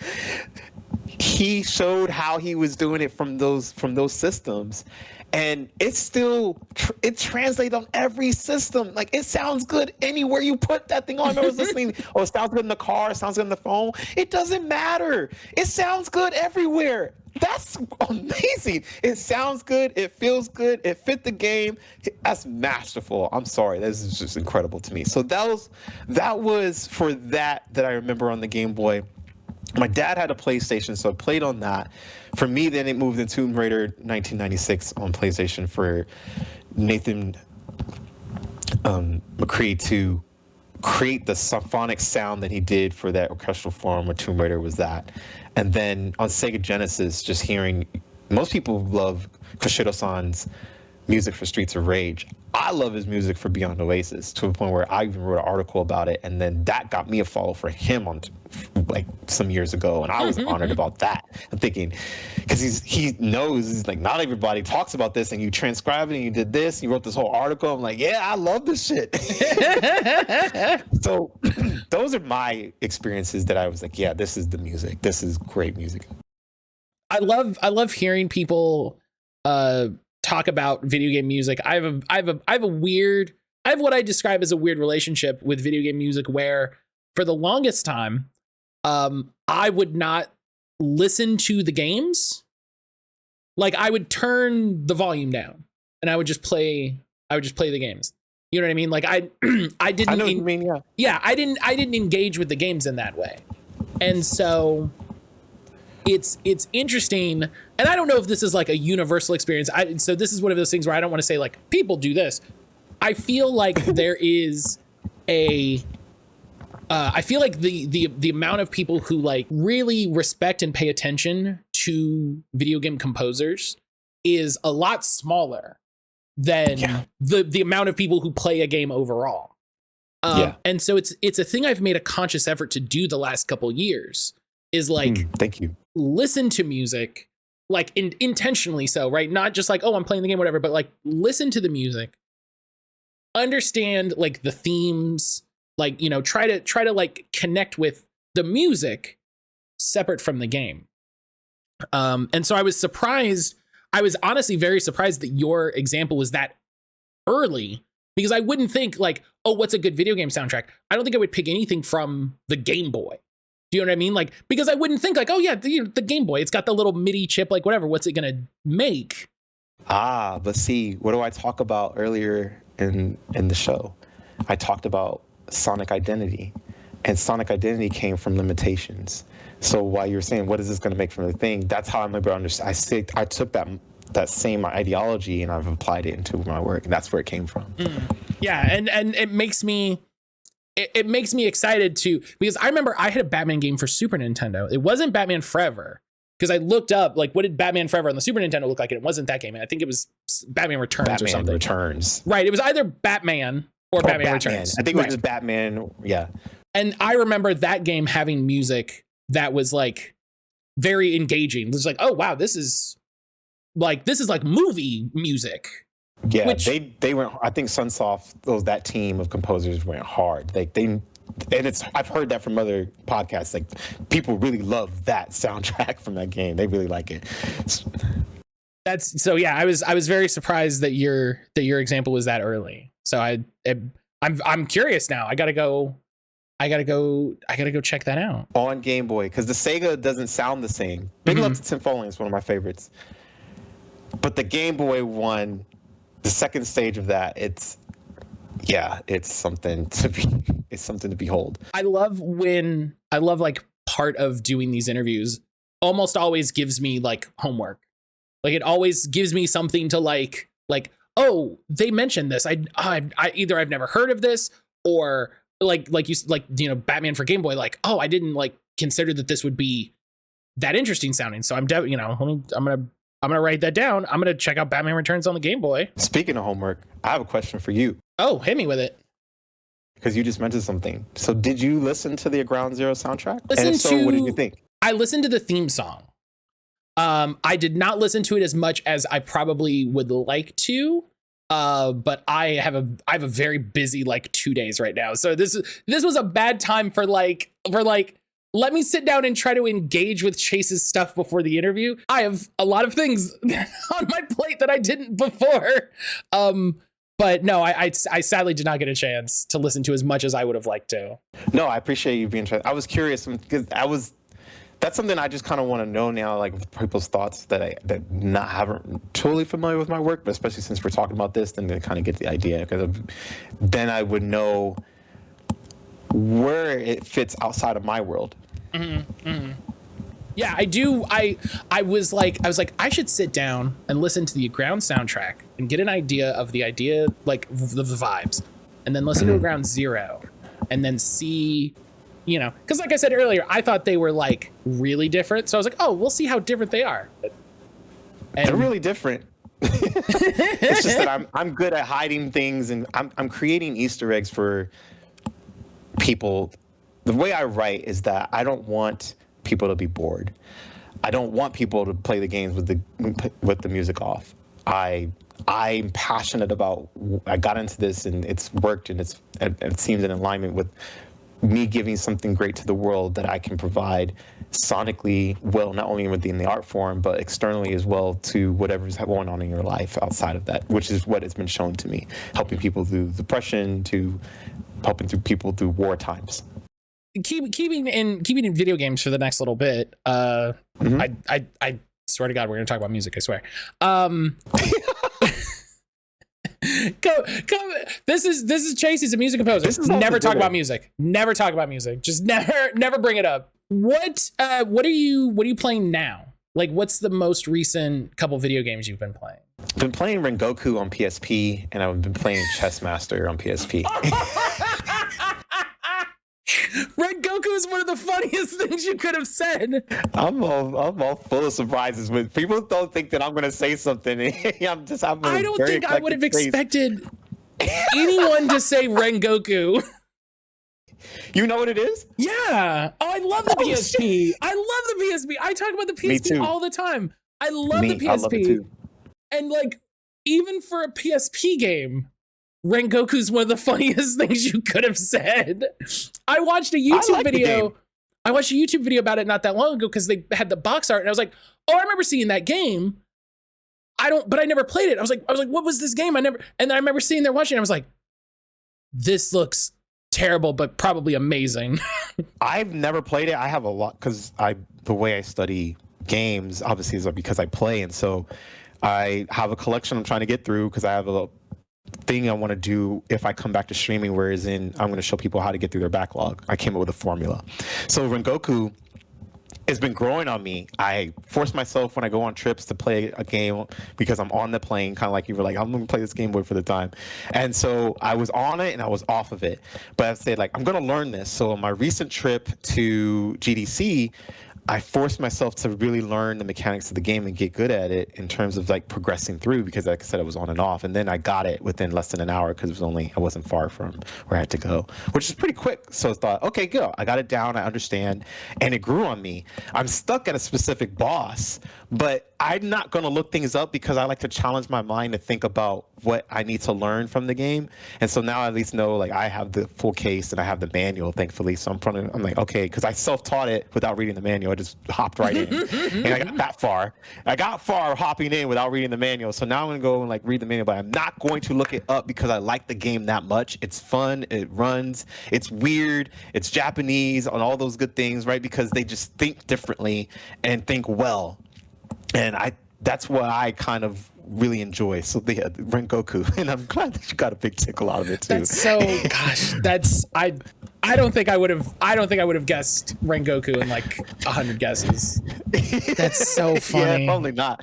And the PSP library, as we know, we both love it, is like really great. I mean, I was one point in time, a year or so ago, I was playing Exit.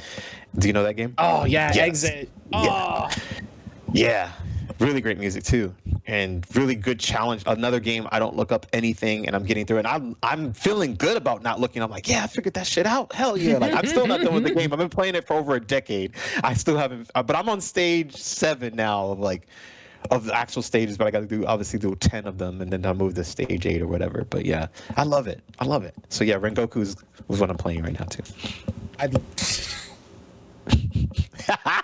That's just so fun because there's so many games you could have said that would have been like, oh yeah, like that makes sense. It's a very reasonable game. You could have been like, oh, I'm playing Monster Hunter Wilds. I just finished the new Final Fantasy VII remake or whatever. No. Well, that's probably not gonna playing happen. Fucking Rengoku on the Do you have a PSP or are you playing it on a Vita? No, I have both. I have a Vita, but I'm playing on the PSP, my PSP 1000, which I think I might have to either fix because you haven't played it yet. So Rengoku, you have these mechanics whereas you use the joystick, but to do different things to learn the mechanics properly, you have to use the D-pad. And my D-pad is gone. So I might have to buy another PSP, which is good because I haven't bought one since my first one I bought it, obviously it was used, but it was in 2009. I think it came out in like 2005, 2006. So I bought it in 2009, used.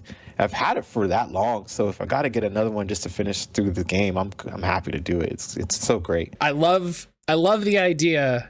I'm very tickled by the idea of you having to buy a new PSP in 2025 because you need to finish Rengoku. I got to. I like it that much, or I'll have to open. I'm not doing that. I'm not going to open up my PSP. I retro refurbish games and consoles, but I'm not opening that thing up. That thing is going to be intense. So I will just buy another one. I modded it when I got it, and that was as much as I could do. I love that thing. So yeah, no. You keep it in case you decide eventually you want to, but you're like, I'm going to get a new one. I'm going to get a new one because I can still play the other games that are not so D-pad heavy. I can still play Exit. I can still play Chess Master and what is it? What was the game I was playing on there a year ago? Forgetting the Crisis Core. Oh, that might be joystick heavy. Yeah, I'll get into the PSP. No big deal. Yeah, whatever. It's fine. You should. You should get a PSP as a treat. Yes, everyone should buy a PSP. My dad tries to get over. He's like, I'm not a gamer. I said, okay, Dad. I said, yeah, you're a game player, and I'm going to tell you why. No, I'm not. No, I'm not. I was like, he's just a Chicago police officer for 28 years, so he's like, I'm not, doing this. I said, okay, Dad, that's some bullshit. Number one, you bought a PlayStation, and when I was a child. You bought it. You had it. And you had you didn't have just one game. You bought Tomb Raider. You borrowed Resident Evil. You were playing Tekken, and then you didn't want to play that anymore because I beat his ass 13 times and he never won, so he never played it again. He was playing Lay the cop, and I was playing Law, and Law was laying down the law with Lay, even though Lay works with the law. So that didn't happen. But here's the thing that I got him even more further on. I said, then I find out years later, after PlayStation, you bought a PSP. You bought it. You bought it. That's not, I'm playing Candy Crush on your phone. Not only did you do that, Dad, but you bought Tiger Woods Golf on PSP, and you maxed the character out. You're a game player. It was untenable. He couldn't say anything. No, you don't own a PSP unless you're a gamer. That's right. An intentional purchase. You don't buy a PSP. It wasn't like you got it from your brother or something or anything. You bought it and you maxed the character out. Rengoku. Two things you love about this: headbutts on Game Boys and Rengoku on PSP. I cannot wait to tell my PSP sicko friends. I'm gonna be like, I did the interview today. You will never guess the game that he's playing right now. And I get extra points for this. God, this is impressive. I wish I had a game. I would hire you to score the game based purely on the fact that you played Rengoku. I would be like, he knows games. He knows it. Who else do I need? See? Yes, that's, and I'm not doing that as a friend. It's like, that's really me. Like, that's what I love, is like that, the connection with that, because you would be the developer. That's happened before. Whereas I worked on a game and they loved it even more because I played a game that most people wouldn't know, and it was Future Tactics, and that music is incredible too. And they're like, wait, you know Future Tactics? I'm like, oh yeah, when you go into this thing, you do the thing, and so you get to connect with people who play games, who make games. Like, that's the whole point of being a video game composer. Oh, okay.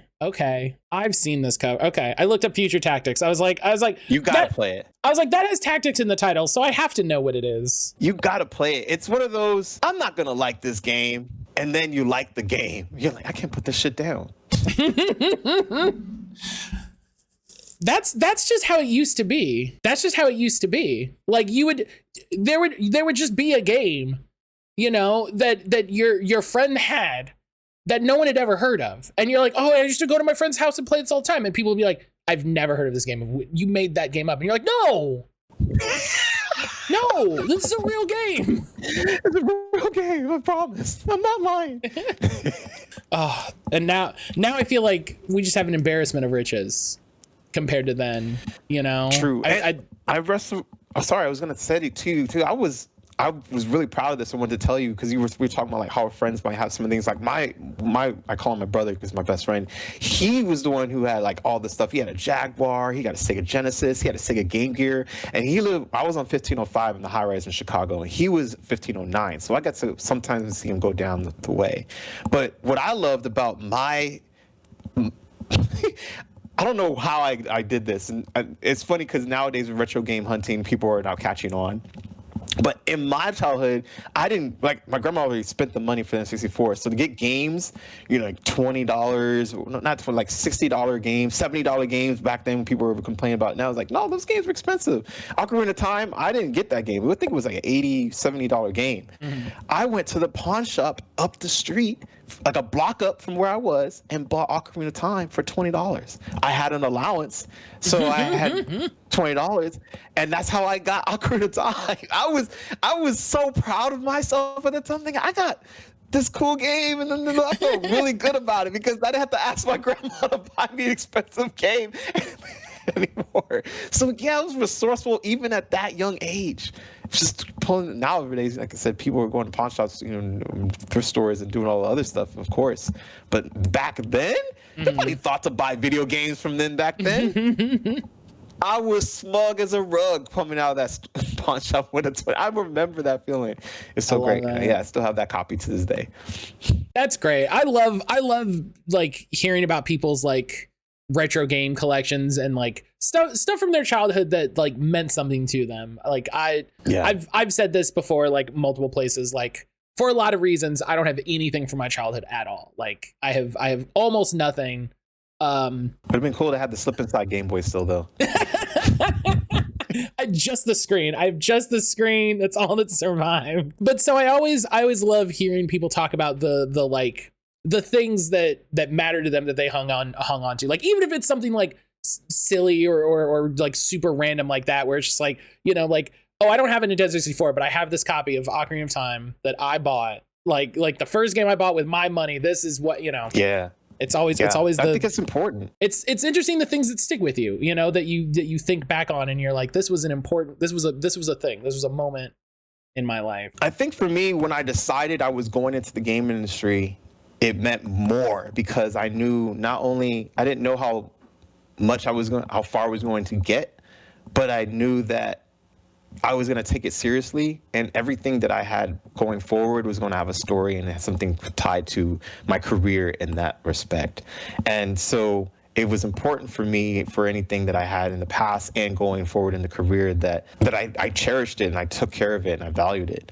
And what I learned from other people was that they also have their own stories, and there's some nostalgia, and no matter what age they're at for them too, but there's also history involved versus it being a video game historic moment or a historic moment in their own life.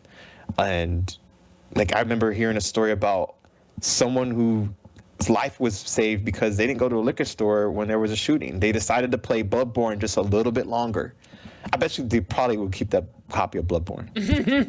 Yeah, right. That's kind of wild starter here, is thinking, wait, if he decided to go to that store, he would have possibly been killed, but he decided he was going to play Bloodborne just a little bit longer. It didn't go, and then he found out that thing happened. That's it's crazy. So this little stories like that, and I've got many others, and we'll be here for like hours talking about those things, but that's what I think is important for it. So that's really why I think that's why I keep those games and those consoles so near and dear to my heart and take care of them. Do you ever go you know, when you've finished a composition, you sent it off, right? The game comes out, whatever. Do you ever go back and like play them and like experience like, oh, here's my work, like in it, like in context, here's the game, here's all the music, here's how it all goes? No, not anymore. I used to. I think I stopped doing that. It was for certain projects though, actually. And it's because I'm playing the game so much while I'm writing it in the implementation form, or within when I'm sending, if I'm what they call it being an asset canon, or if I'm doing implementation. If I'm doing implementation, I'm definitely not playing it because I know, how it's going to fit and where it's going to fit. So I've already achieved it. What I enjoy is seeing others play it in that outside of it, because I get to be the game player again. I don't have to be the video game composer, because I was a game player first.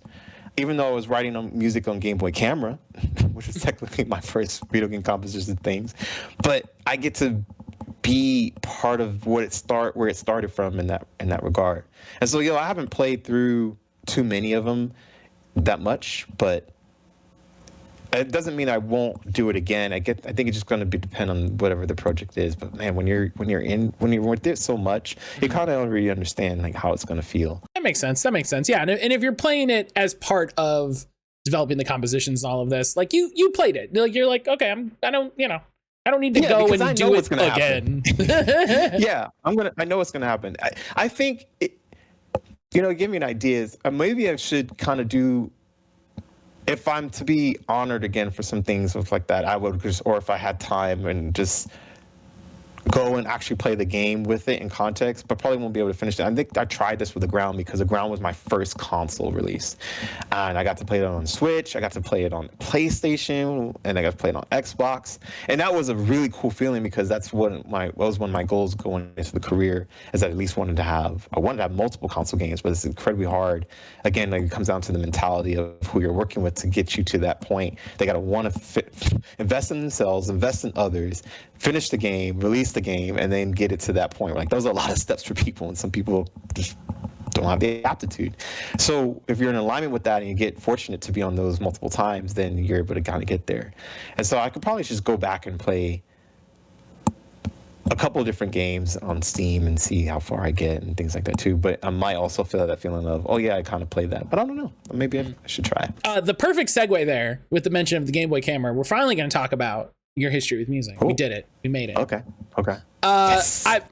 I was going to say, what was like the start of you composing, but spoiler alert, it has to do with the Game Boy camera. So let me hear this story. Yeah. So Game Boy camera and the Game Boy Pocket, I think, was announced, and I was fortunate to get a Game Boy camera.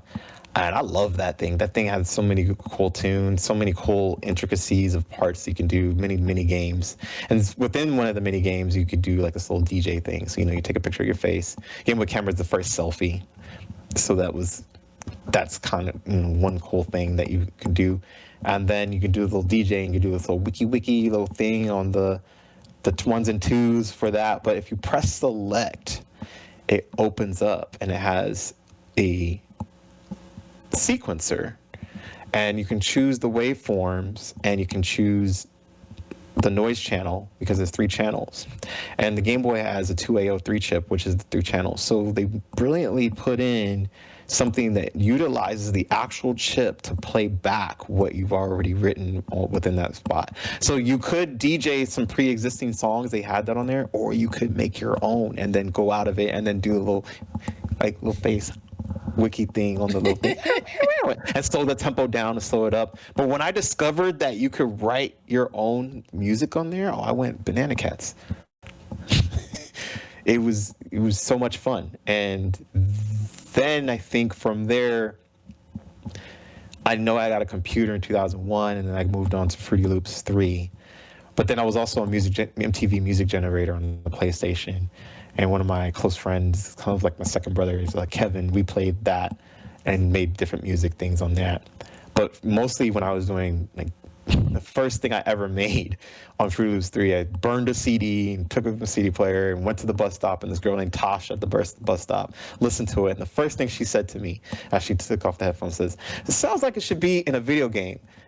And I'm thinking, okay, and that was not the genre I was going for. I was not thinking that at all. I had no clue, and I'm thinking, I thought it was insulting at the time. I was thinking, how dare you? Like, what is this? If I knew, though, if I just had that book that I always relate to about The Complete Guide to Game Audio by Aaron Marks, second edition, if I had that book back then and she said that, I'd be rich right now. I'd be rich. I know I'd be rich because I already had the sound. You were like, I did it. I would have just done video game music. I made it. Did what was in the book, and what I did later, 10 years later, and yeah, I'd probably be one of the youngest video game composers at that time.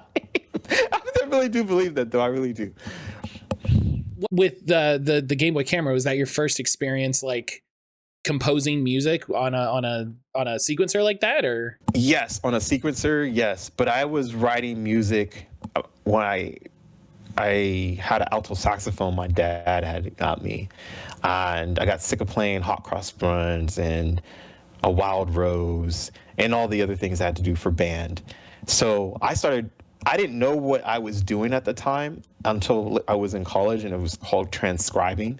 But I would just turn on the jazz station in Chicago, and I would just transcribe this one jazz song by ear.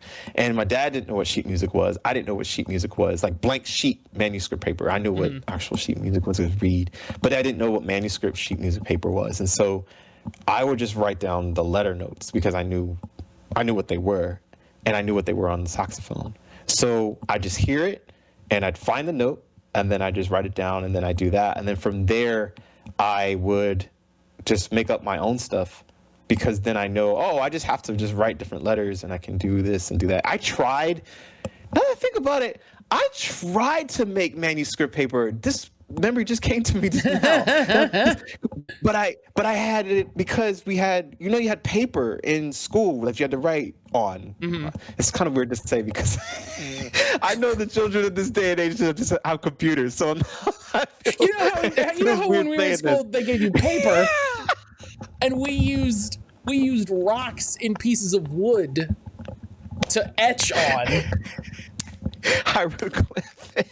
Yeah, we kind of a wild start to say. We inscribed these symbols that meant words. I really have to thank you, because I was going through. I have that memory all the time. Like, oh no, I didn't know what it was. I did know, but the paper was.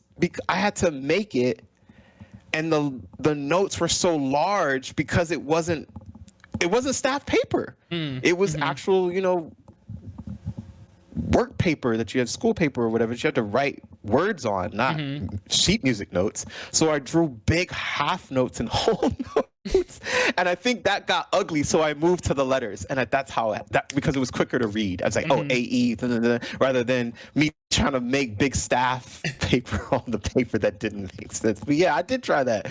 Yeah, so I tried to do some things that I wasn't technically taught about, but mimicked, and didn't know what I was doing, and I was only in 5th grade. So that means I was probably 8 or 9 years old. And see, this is the thing.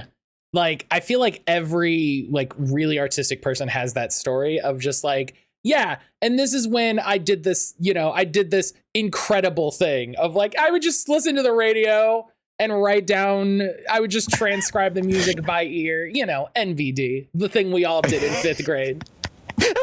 I would sit with my saxophone, listen to the jazz station, and just write down the music as we do. And meanwhile, I'm like, I couldn't do that now. If and you're like, look, don't forget a manuscript paper. Like, I don't think I could do that now if you gave me like an hour and a cheat sheet. It's so fun hearing people's stories. It's so amazing. And it's not, hey, I don't want people to think that like I think I'm stupid or anything like that. I don't think I'm stupid. I just know that like my brain is over here. Right. Yeah. And other people and like more artistic people are over here. We are in different spaces. That's all it is. I can respect what people are doing over here. Right. I have a different skill set, and that's fine. Set of skills. Yeah. What was the first like your first composition? Not like your first video game composition. Like, oh, this is my first professional thing. What was the first thing that you were like, I'm going to compose a work that like, and then was like something that had an intention and then had like an end of a project. Really good question, and one I haven't been asked before, so that's why it's really good. Oh, you know what? Actually, it's on my YouTube channel. So, yeah, I mean, it's game related, but it wasn't. It didn't go anywhere. It was just happened to be. Okay, it's 2 of them. Can I answer with 2 of them? Yeah. Okay. Just get real strict out of nowhere. No. Pick one. Pick one. Like, why? So. I heard that Joshua Trank, the director of Chronicle, which is really one of my favorite movies, was going to be the director for Shadow of the Colossus movie. So this must have been 2011, 2012, 2013, 2014. One of those ranges of the years. I can't think of it. And I thought, I'm writing for that. I love that fucking score. I'm writing for it. I don't give a shit how long I got to get this thing done. I'm going to write for it. And I had no clue about how to write orchestral music the proper way. I had no experience in terms of,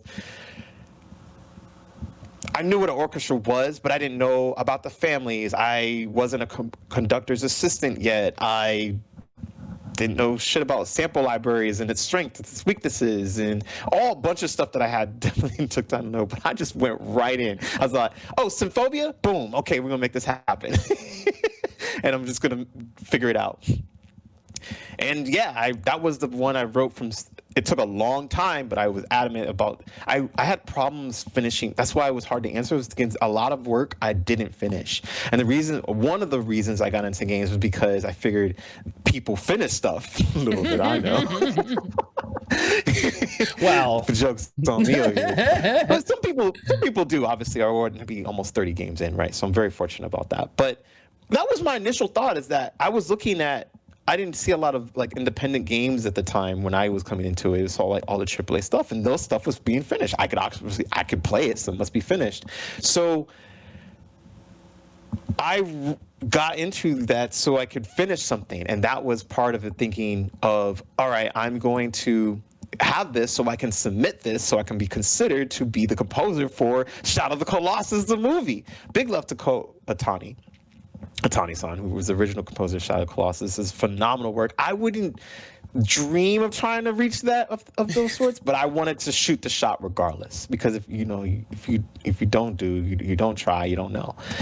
So that was the piece of work that I did, and thankfully I had a colleague. My third type of person is a close friend of mine. I related with my brother, Mike Daniels. He knew orchestral music very well, so he gave me pointers and tips in terms of how to make it better and be fine. And so I did finish it, and it went on my demo reel on my YouTube channel, which is still there to this day. The second thing was I was frustrated with how and whoever decided to cut the music to the Tomb Raider that came out on PlayStation 3. I have big issues with these companies that don't name stuff, so I have to put either a year to it. Like God of War does this shit, Spider-Man did this shit, and it frustrates me because I'm trying to explain something to you or people who are listening, and they have to kind of do extra work to kind of know what I'm talking about. Because if I say Tomb Raider 1996, then you know that. But before then, it was like does something else. So I think it's Tomb Raider 2013, but it's on the PS3 for sure and Xbox 360. They cut this trailer with two pieces of music that I felt didn't tell the story well. And I think I just finished the Shadow of the Colossus thing finally. I think it took me 2 years to finish, which is a long time. I almost didn't think I was going to finish it. But this one, I told myself, as tired as I was, I went to school full-time, part-time, and I had a job that was part-time. So both things were part-time. I was tired as hell. But I told myself, I'm going to write for an hour every night. So from 10:30 to 11:30 at night, I wrote beyond the 4 bars. I wrote sections of pieces to rewrite to tell the story of the Tomb Raider 2013, because it just didn't flow. And I did that from start to finish. And that was the piece of music I got that done, I think within definitely less than a month. It might have taken me 2 weeks at most, because I was so strict about no matter how tired I was after work, I'm writing.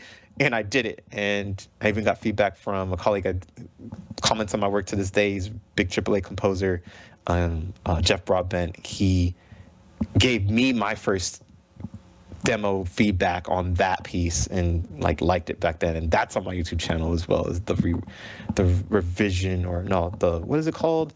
The rescore of the Tomb Raider 2013 trailer. I love the like excitement, like of you, like, oh, they're making a Shadow of the Colossus movie. Oh, I'm gonna do that. I just gotta make music for it. And then when they hear I love that. Like I love the certainty. Like I just gotta make it. I just gotta make it and submit it, and then I'll do it. And because I love the passion in that project, right? It's clear how much you loved the game. It's clear how much you loved the music. And you're like, I need to be a part of this. And like that goes to, I don't know if I've cut it, so I'll mention it again. You know, I was talking about the sort of trick with having started this podcast, and when I was interviewing Darren, talking about like tricking yourself into starting something and keeping that momentum going. And it's a very similar thing of just like, oh, I'm gonna make this. And like you said, you're like, I didn't have any of this experience that I should have had. I didn't, I would go on to learn all of these things that would be so helpful. But you were so passionate, you were so excited, you were just like, nope, here we go. Music. Ha! I love it. It's very funny to hear it like of you from the future telling back like I didn't have any of this. I didn't know any of this. I didn't know any of this. I did it. All right. Oh well. Like I think it's so important to look back at creative processes and stuff. Like I know I do this with streaming. And I do this like, when I'm editing the podcast, this is me all the time where I go like, what was I thinking here? Why did I do this? Why did I do this way? And I actually, this is a great time to bring up. You mentioned that like you take notes during your composition process. And I think like that's such a smart idea because when I look back at old stuff, I would actually love to know, like, what was I thinking? What did I think this was going to do? What did I think? Why did I do this way when now it makes so much more sense to me to do it this way? What did I think the benefit was? What problem was I trying to solve?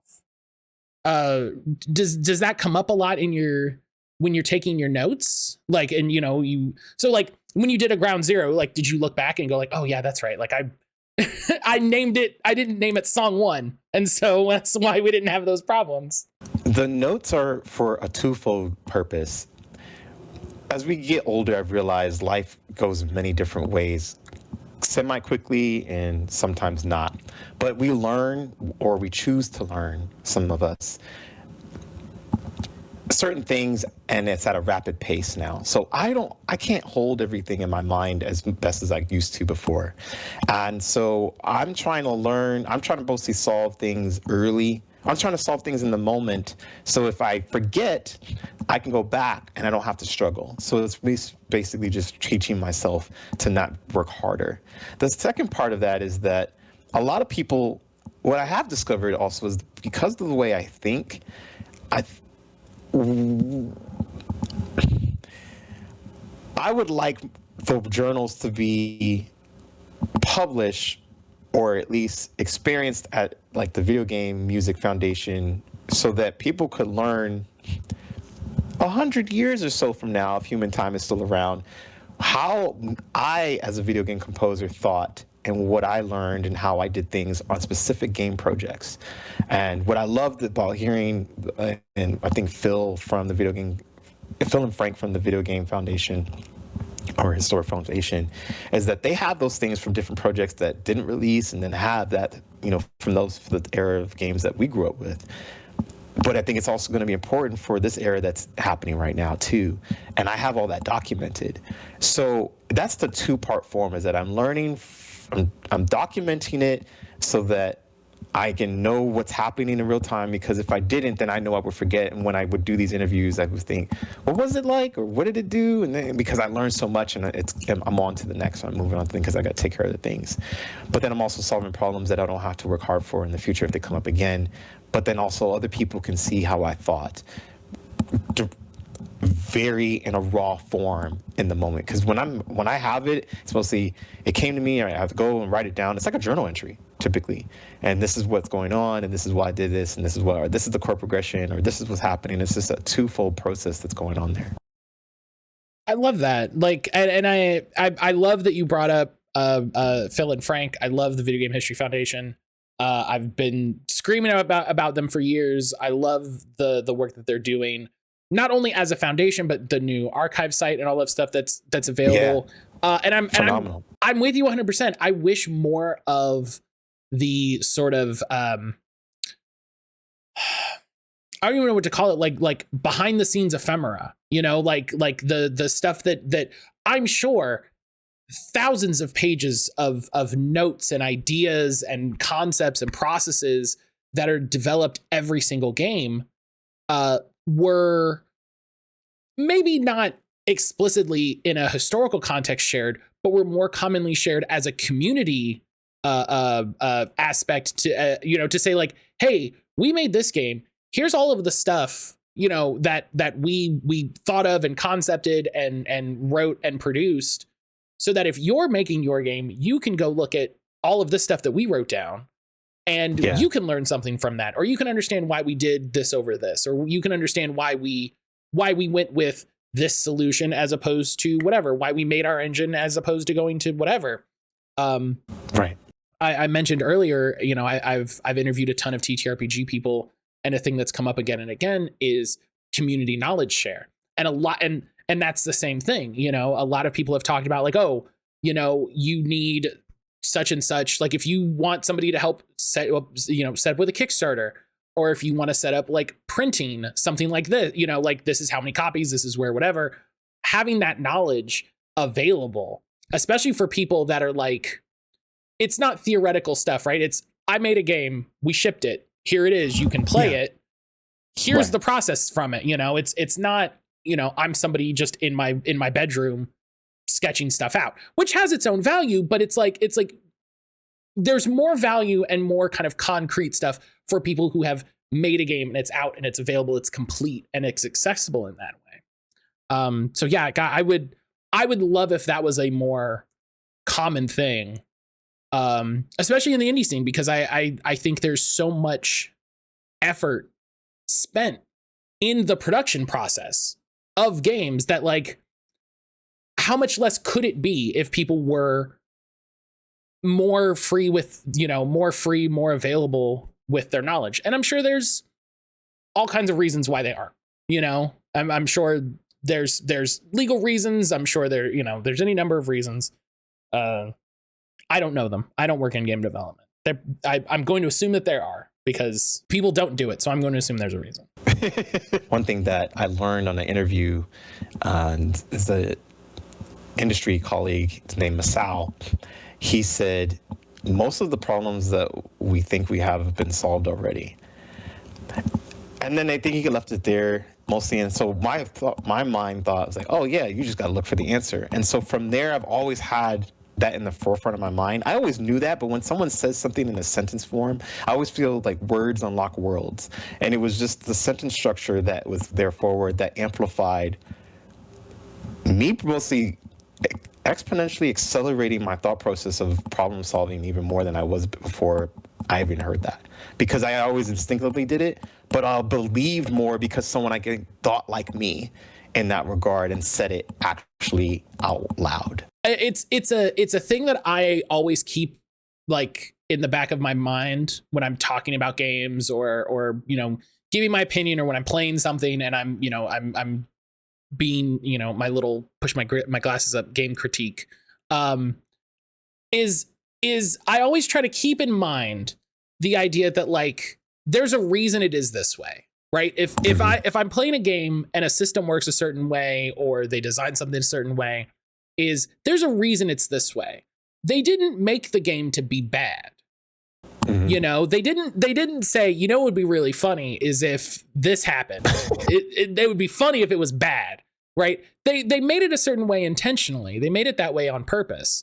And then maybe that's not the way you want it to work, or maybe there is a better way that you could conceive of it working, but maybe that way can't work because of any number of reasons. You know, maybe it doesn't work with whatever middleware they were using. Maybe it doesn't work with the engine they were using. Maybe they ran out of time and they couldn't implement it that way, so they implemented it the way that they could quickly. Like, one of my favorite game tidbits was when Todd Howard talked about Oblivion during the loading screens, that they would actually reboot the Xbox during those loading screens. That's nutty. That's incredible. Yeah. Like, that's one of those things where you're like, it's brilliant things. Yeah. Like, you did what? And it's like, yeah, it was just so much easier for us to like suspend the Xbox and suspend the game and then reboot it to flush the RAM. So then we can, and I'm like, that's amazing. And I wonder, like, who else could have benefited to know. Yeah, exactly. And so on the higher level, those things, those brilliant, they attract those people who are very intelligent, and they hold on to them, and then they get them under NDAs because obviously it's competitive. But man, if you have been to some of the talks and things that I've been to, I think there was a game, I want to say it's not Sunset Overdrive, it was another one, and it's part of like a circular studio that did stuff. But they did stuff with loading screens that I would have never thought that they could be doing besides rebooting the system. And there's other things I've heard, like for Steam audio that typically has happened for other things, and just like from interviews to being in the room about presentations that you would never think stuff like that happens, and how these minds work together in their teams and stuff like that. It's inspiring completely, and that's why I always say, that's why I say, like, yeah, get the art out there, because it's artists inspiring artists continuously, and that's what, it gets better and it gets better. And like you said, we could have helped each other for those things, and those higher ups, it doesn't happen. But the smaller, that's why I'm such an advocate to try to get my work into the History Foundation, is that, like, yeah, please look at this and acknowledge it, because even though it's not this big AAA game or this super popular game, it still matters. And what I saw from them highlighting the work of the first women programmer who made several games, and I'm remiss from forgetting her name, but she was amazing for the time in like the 70s and the 80s for getting that stuff. But it's not like she was super well known, but they went back and they looked at those things and they're still highlighting. So that's why I think it's important that at all levels, it's still, the information could be good for anybody. It's the argument I always have when people talk about game preservation. You know, I'm like, yeah, like we should work to preserve every game. Like, every game that comes out is art. Every game that comes out is a work of art made by a group of people. You know, it's the effort of whoever many people, like, it should be preserved. And people are always like, well, what about, and I'm like, nah. What did I say? I said every game. The fact that, like, I can go on the Internet Archive and somebody has worked to preserve all of those weird old Tiger handhelds from the 90s is incredible. Yeah. Because those things, if you might not think that those are like really complicated or really anything special, but they're amazing when you like can see, when you look at the screen, you realize that like all of the characters, all of the pieces had to be animated to fit in the screen. And then they had to program them to move between them sequentially so that it, you know, when you're Batman, like the one I always played was Batman, there was like 3 roofs and you went between the 3 roofs and had to punch the guys that were coming.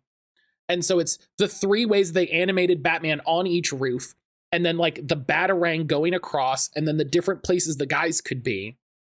Like that took art, that took skill, that took design. And having that, you know, 1, playable, but then 2, like having, if you could have any of that process information, any of that design stuff, any of the thoughts of those people, that would be just as valuable as Todd Howard giving a talk at GDC about rebooting the Xbox. You know, it's all about what your goal is. It's all about what your intentionality is. Yeah, it's a great point, especially with it having, you also reminded me of, like, I've been playing the hell out of the Aladdin one and 100 Dalmatians, and it having levels, right? Difficulties in terms of it getting more difficult, not like exponentially, but slightly more.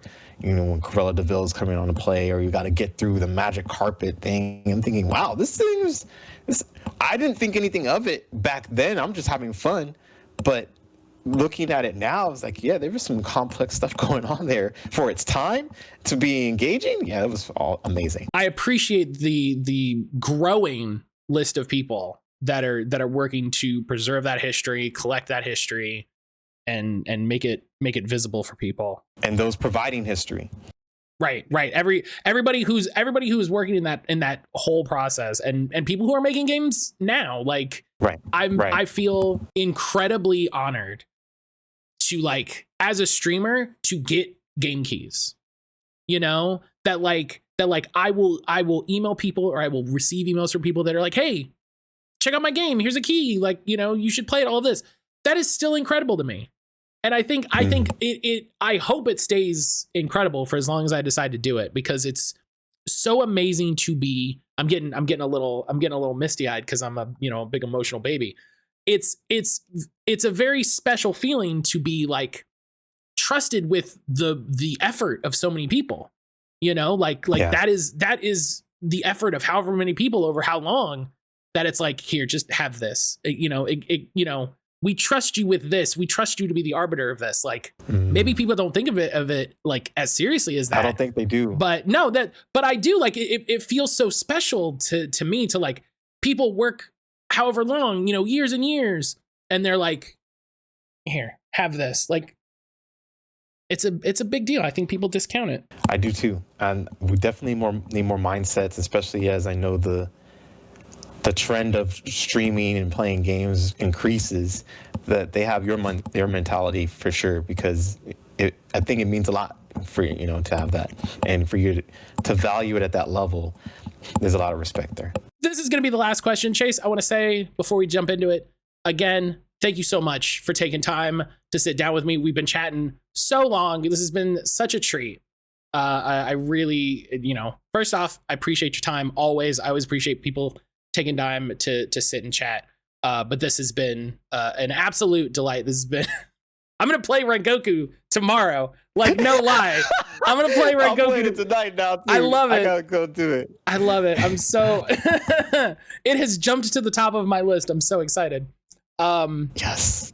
But I always want to make a point to thank people for taking time out to be on the podcast, talk about their stuff, make time for me. This is the last. Say quickly. No, go for it. Sorry, I just want to quickly say thanks for having me on. Thanks for reaching out to me, having me on the platform and everything. And I hope to see it grow and continue and be more successful. But I value it too, because you're allowing me to speak and get to know you and bring to your audience and things like that as well. So it's definitely likewise and reciprocated. Yeah, I appreciate that. I probably said the exact same thing at when we sat down to chat, but it's been such a fun thing doing the podcast. It feels immediately so like symbiotic. Like everybody that I interview, their stuff, I immediately want them to succeed the most. I'm just like, this is the coolest thing. I love all this stuff, and it's so fun. It's such a fun thing to do, to talk to people. And then the thing I always say is, I hope people enjoy listening to the podcast after that. Like, I had a good time talking with Chase. I hope people enjoy the interview because I had a good time, so that's fine. I hope you like it. We laughed. We talked about cool stuff. All the things you're getting me on all my passions. So yeah, it was a blast. The last question is the 3-question. I came up with it randomly in the first episode. I asked my guest her top three guests she would like to have on her show. And so I always come up with a top 3 question through this. I usually come up with it during the episode, but I knew we were a little crunched for time, so I wanted to make sure that I had it ready to go. Chase, okay. What are your top 3 video game soundtracks? Well, it's funny. This is going to be really quick because I've already kind of answered it. So yeah, I'm gonna go with Turok Battle of the Dinosaurs on Game Boy, Beyond Oasis on Sega Genesis, and Tomb Raider 1996 on PlayStation. Yeah, I wrote an article about 50 game soundtracks, and so those are my top. As a blog on my website, and because when I was in uni and someone who was trying to get into games was saying, "What's your top 50 or what's your favorite video game soundtracks or top 10?" And they're like, "Oh," and I was thinking, I'll get back to you, but I'm going to write a blog about this. And so I got back to him. I was like, here's the blog. Here's my top 50. Have fun. And they range from so many different styles. And I'm thinking, because he wanted to learn and study about it. And that was the thing. I was like, you have a lot of homework to do. That's great, though, because you already did all of the work to be like, here's my top 50. Yeah, top 50. How have you gone back and updated that list? Like, has something come out that you're like, this has to be on the list? Let's look for it. Let's see. At the time when I made the list, I was nominated in the industry for an award amongst like really big folks in the industry. It was a really big honor. I had no idea that was going to happen. So it was pretty interesting when it did. Shoot. Hey, well, guess what? I'm sorry to say, but I could probably just send this to you later. I can't find it right now. It's that old. It's that old. I think, dang, when I wrote that, 2017, 2016, it's on my blog, but Google's not finding it. So that means I'm going to have to go through pages of my blog, which thankfully, I post about most things that are happening up to date. But yeah, I'm just going to go, and when I find them, like, here you go, and then I'll answer your question. You talk about, you made that to give to them for homework. That's my homework. Like, I'm going to sit down. I'm gonna listen to them. I'm gonna get stuck in. But not before you listen to a Ground Zero. Yes, first one. I mean, I'm gonna make dinner, so I'm probably gonna I'll put that on as I'm cooking, and that'll be a nice. That's it, Chase. Thank you so much again. Just It's so funny getting to the end of the podcast. I say this every time. It feels really silly because it just, you hit the point in the middle where it's just like, this is what we do. This is it. We're just chatting and having a good time, but eventually it has to come to an end. I'll give you a little minute here at the outro. Just again, remind everybody, where they can find you, what you got going on. As always, as a reminder, in case I don't remember to say it in the intro, all the links to all of Chase's stuff will be in the show notes, including all the stuff we talk about. I'm gonna have to sit down and work on some show notes for this one. But all the links to oh boy. the links to like Chase's website and Bandcamp and all that stuff will be in the show notes. So you can go check that out. Yeah, thank you again, Matt, for having me on. It's really a big pleasure. So you can find me Chase Bethea, BETHEA.com. You can find me there. ChaseBethea.bandcamp, where my entire discography is on there. I'm also on this new platform called Even. I'm not going to be releasing any of my music on Spotify anymore. They are thieves. I will stand on that until they decide to pay me. So it'll be available all the other places that want, but you can do your best support by listening and purchasing the soundtrack, ChaseBethea.bandcamp.com. It's very affordable. And I also have a book coming out this year. It's called Student of the Game, How I Navigated the Video Game Industry the Past Decade. It's going to talk about mentality, kind of alluding to the things that was here, breaking down what true networking is in the mature level, debunking imposter syndrome so we can get out of that, and anecdotes of things and experiences that I've had in my career in the decade that I've been doing game music. So look out for that as well. And also look out for some more live performances of my work. Hopefully I get on a Ground Zero tour. Hopefully I do a book tour as well. But it should be some really cool things happening this year and some more advances and things of that nature. So just keep it locked. Hell yeah. I'm excited. I'm excited to check out the book because I think mature networking is a thing that a lot of people in the streaming space could stand to learn. I think a lot of, no, I'm not calling anybody out specifically, but I will put out a general call out. I think a lot of people who are in the streaming space don't understand what networking really means and how to just the streaming space. Well, in my experience, you don't work in the field. No, yeah, you don't work in the field. So you're getting a glimpse. That's probably very tiny. But yeah, no, I'm excited to. I'm excited. I didn't know I was excited to check out that book. Now that I know about it, I'm excited to check it out and hear your thoughts on that. But yeah, that's gonna be it. Chase, thank you again so much. Go ahead and say bye, everybody. Bye, everyone. Take care.